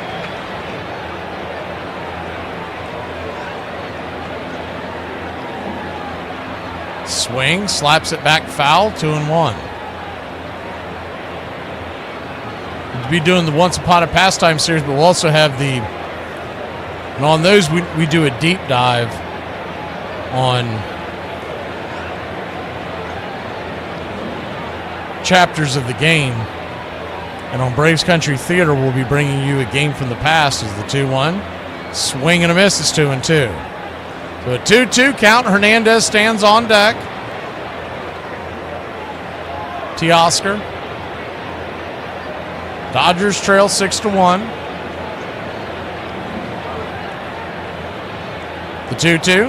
Swing and a miss, strike 3. Freddie Freeman down on strikes, 2 away. So the LA Dodgers are down to their last out.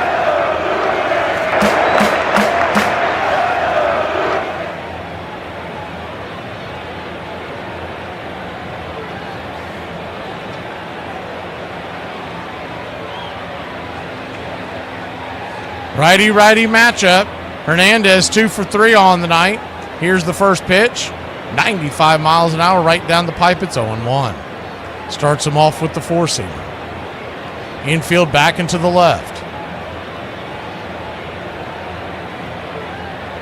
The 0-1.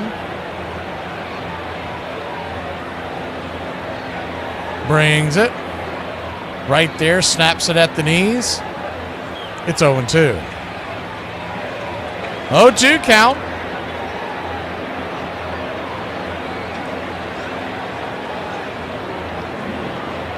Runner at first. 2 outs.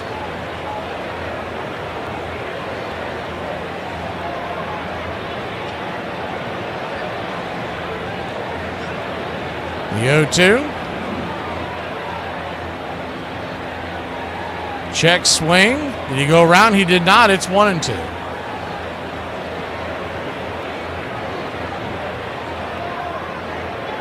Dodgers down to their last strike here in game number 5. We'll be back at it game number 6 Friday night.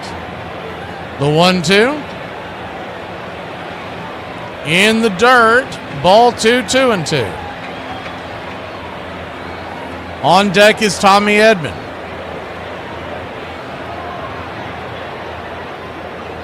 The 2-2.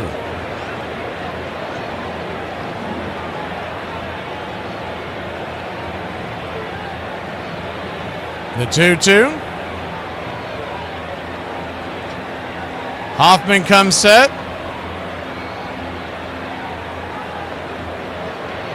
Swing and a miss, strike 3, and that'll end the game. Blue Jays win. Blue Jays win. The Toronto Blue Jays win.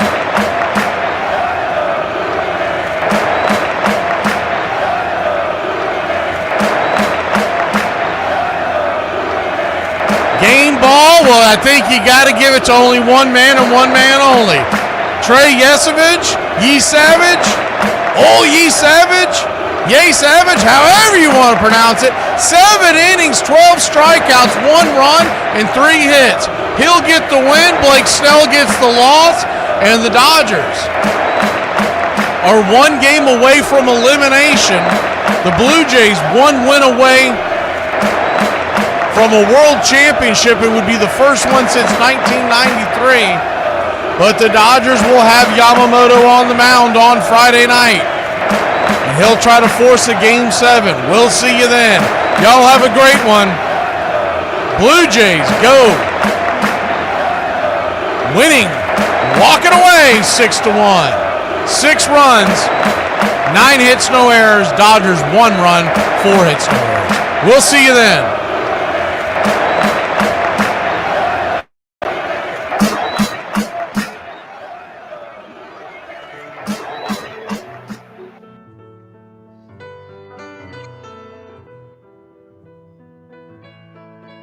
Casey at the Bat by Ernest Lawrence Thayer.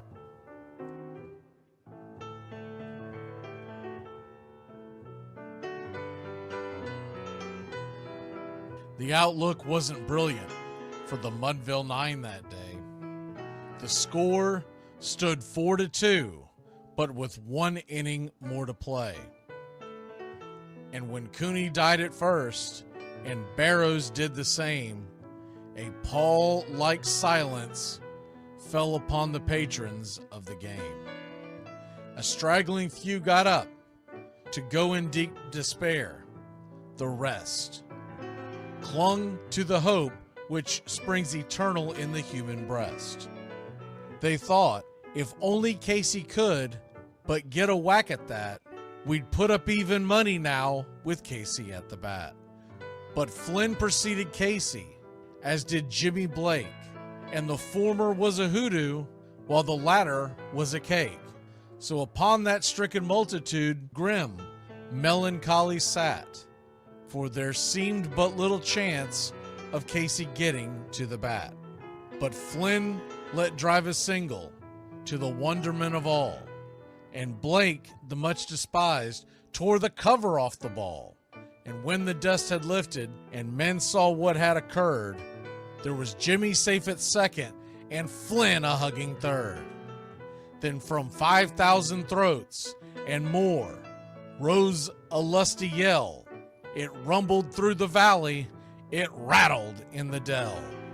It pounded on the mountain and recoiled upon the flat, for Casey, mighty Casey, was advancing to the bat.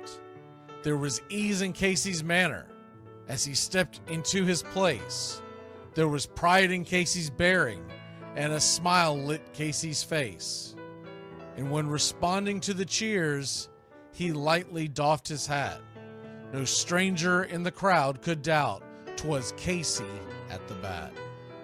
10,000 eyes were on him as he rubbed his hands with dirt.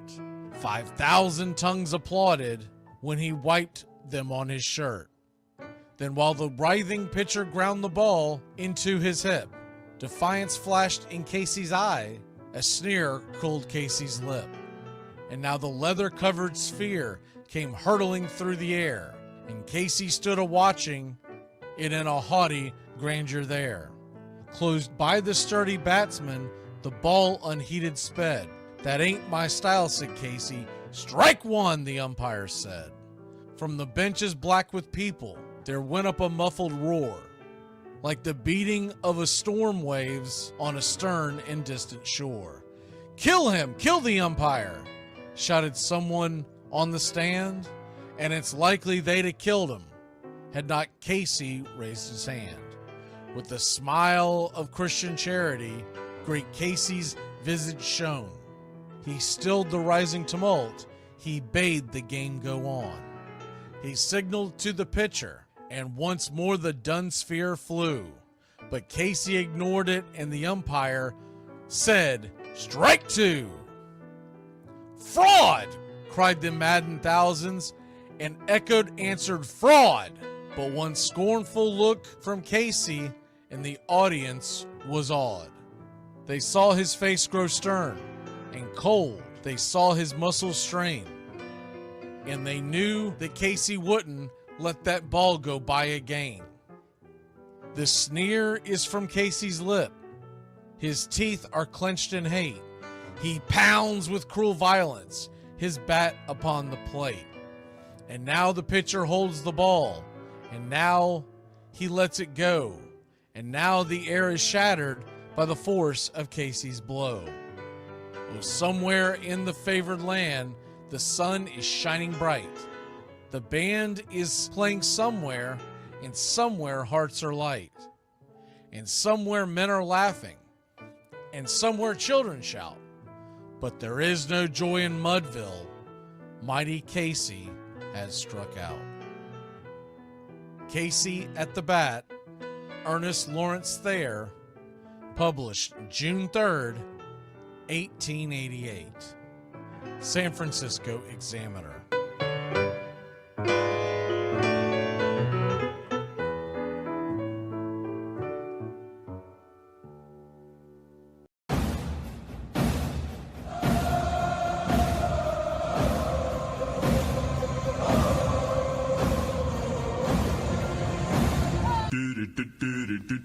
Goodbye, sweetheart. Well, it's time to go. We're back tomorrow with another show. Well, unless we're fired, we'll talk to you then. Goodbye, sweetheart. Goodbye. Goodbye. Guys and gals, it's time to go. We'll see you on the next show. Same bat time, same bat channel. It's closing time, y'all. You don't have to go home, but you can't stay here. Have a great one. On your way out, please like and subscribe, and don't forget to tip your favorite bartender. We'll see you. I'm Mac McGee, signing off for Braves Country Radio.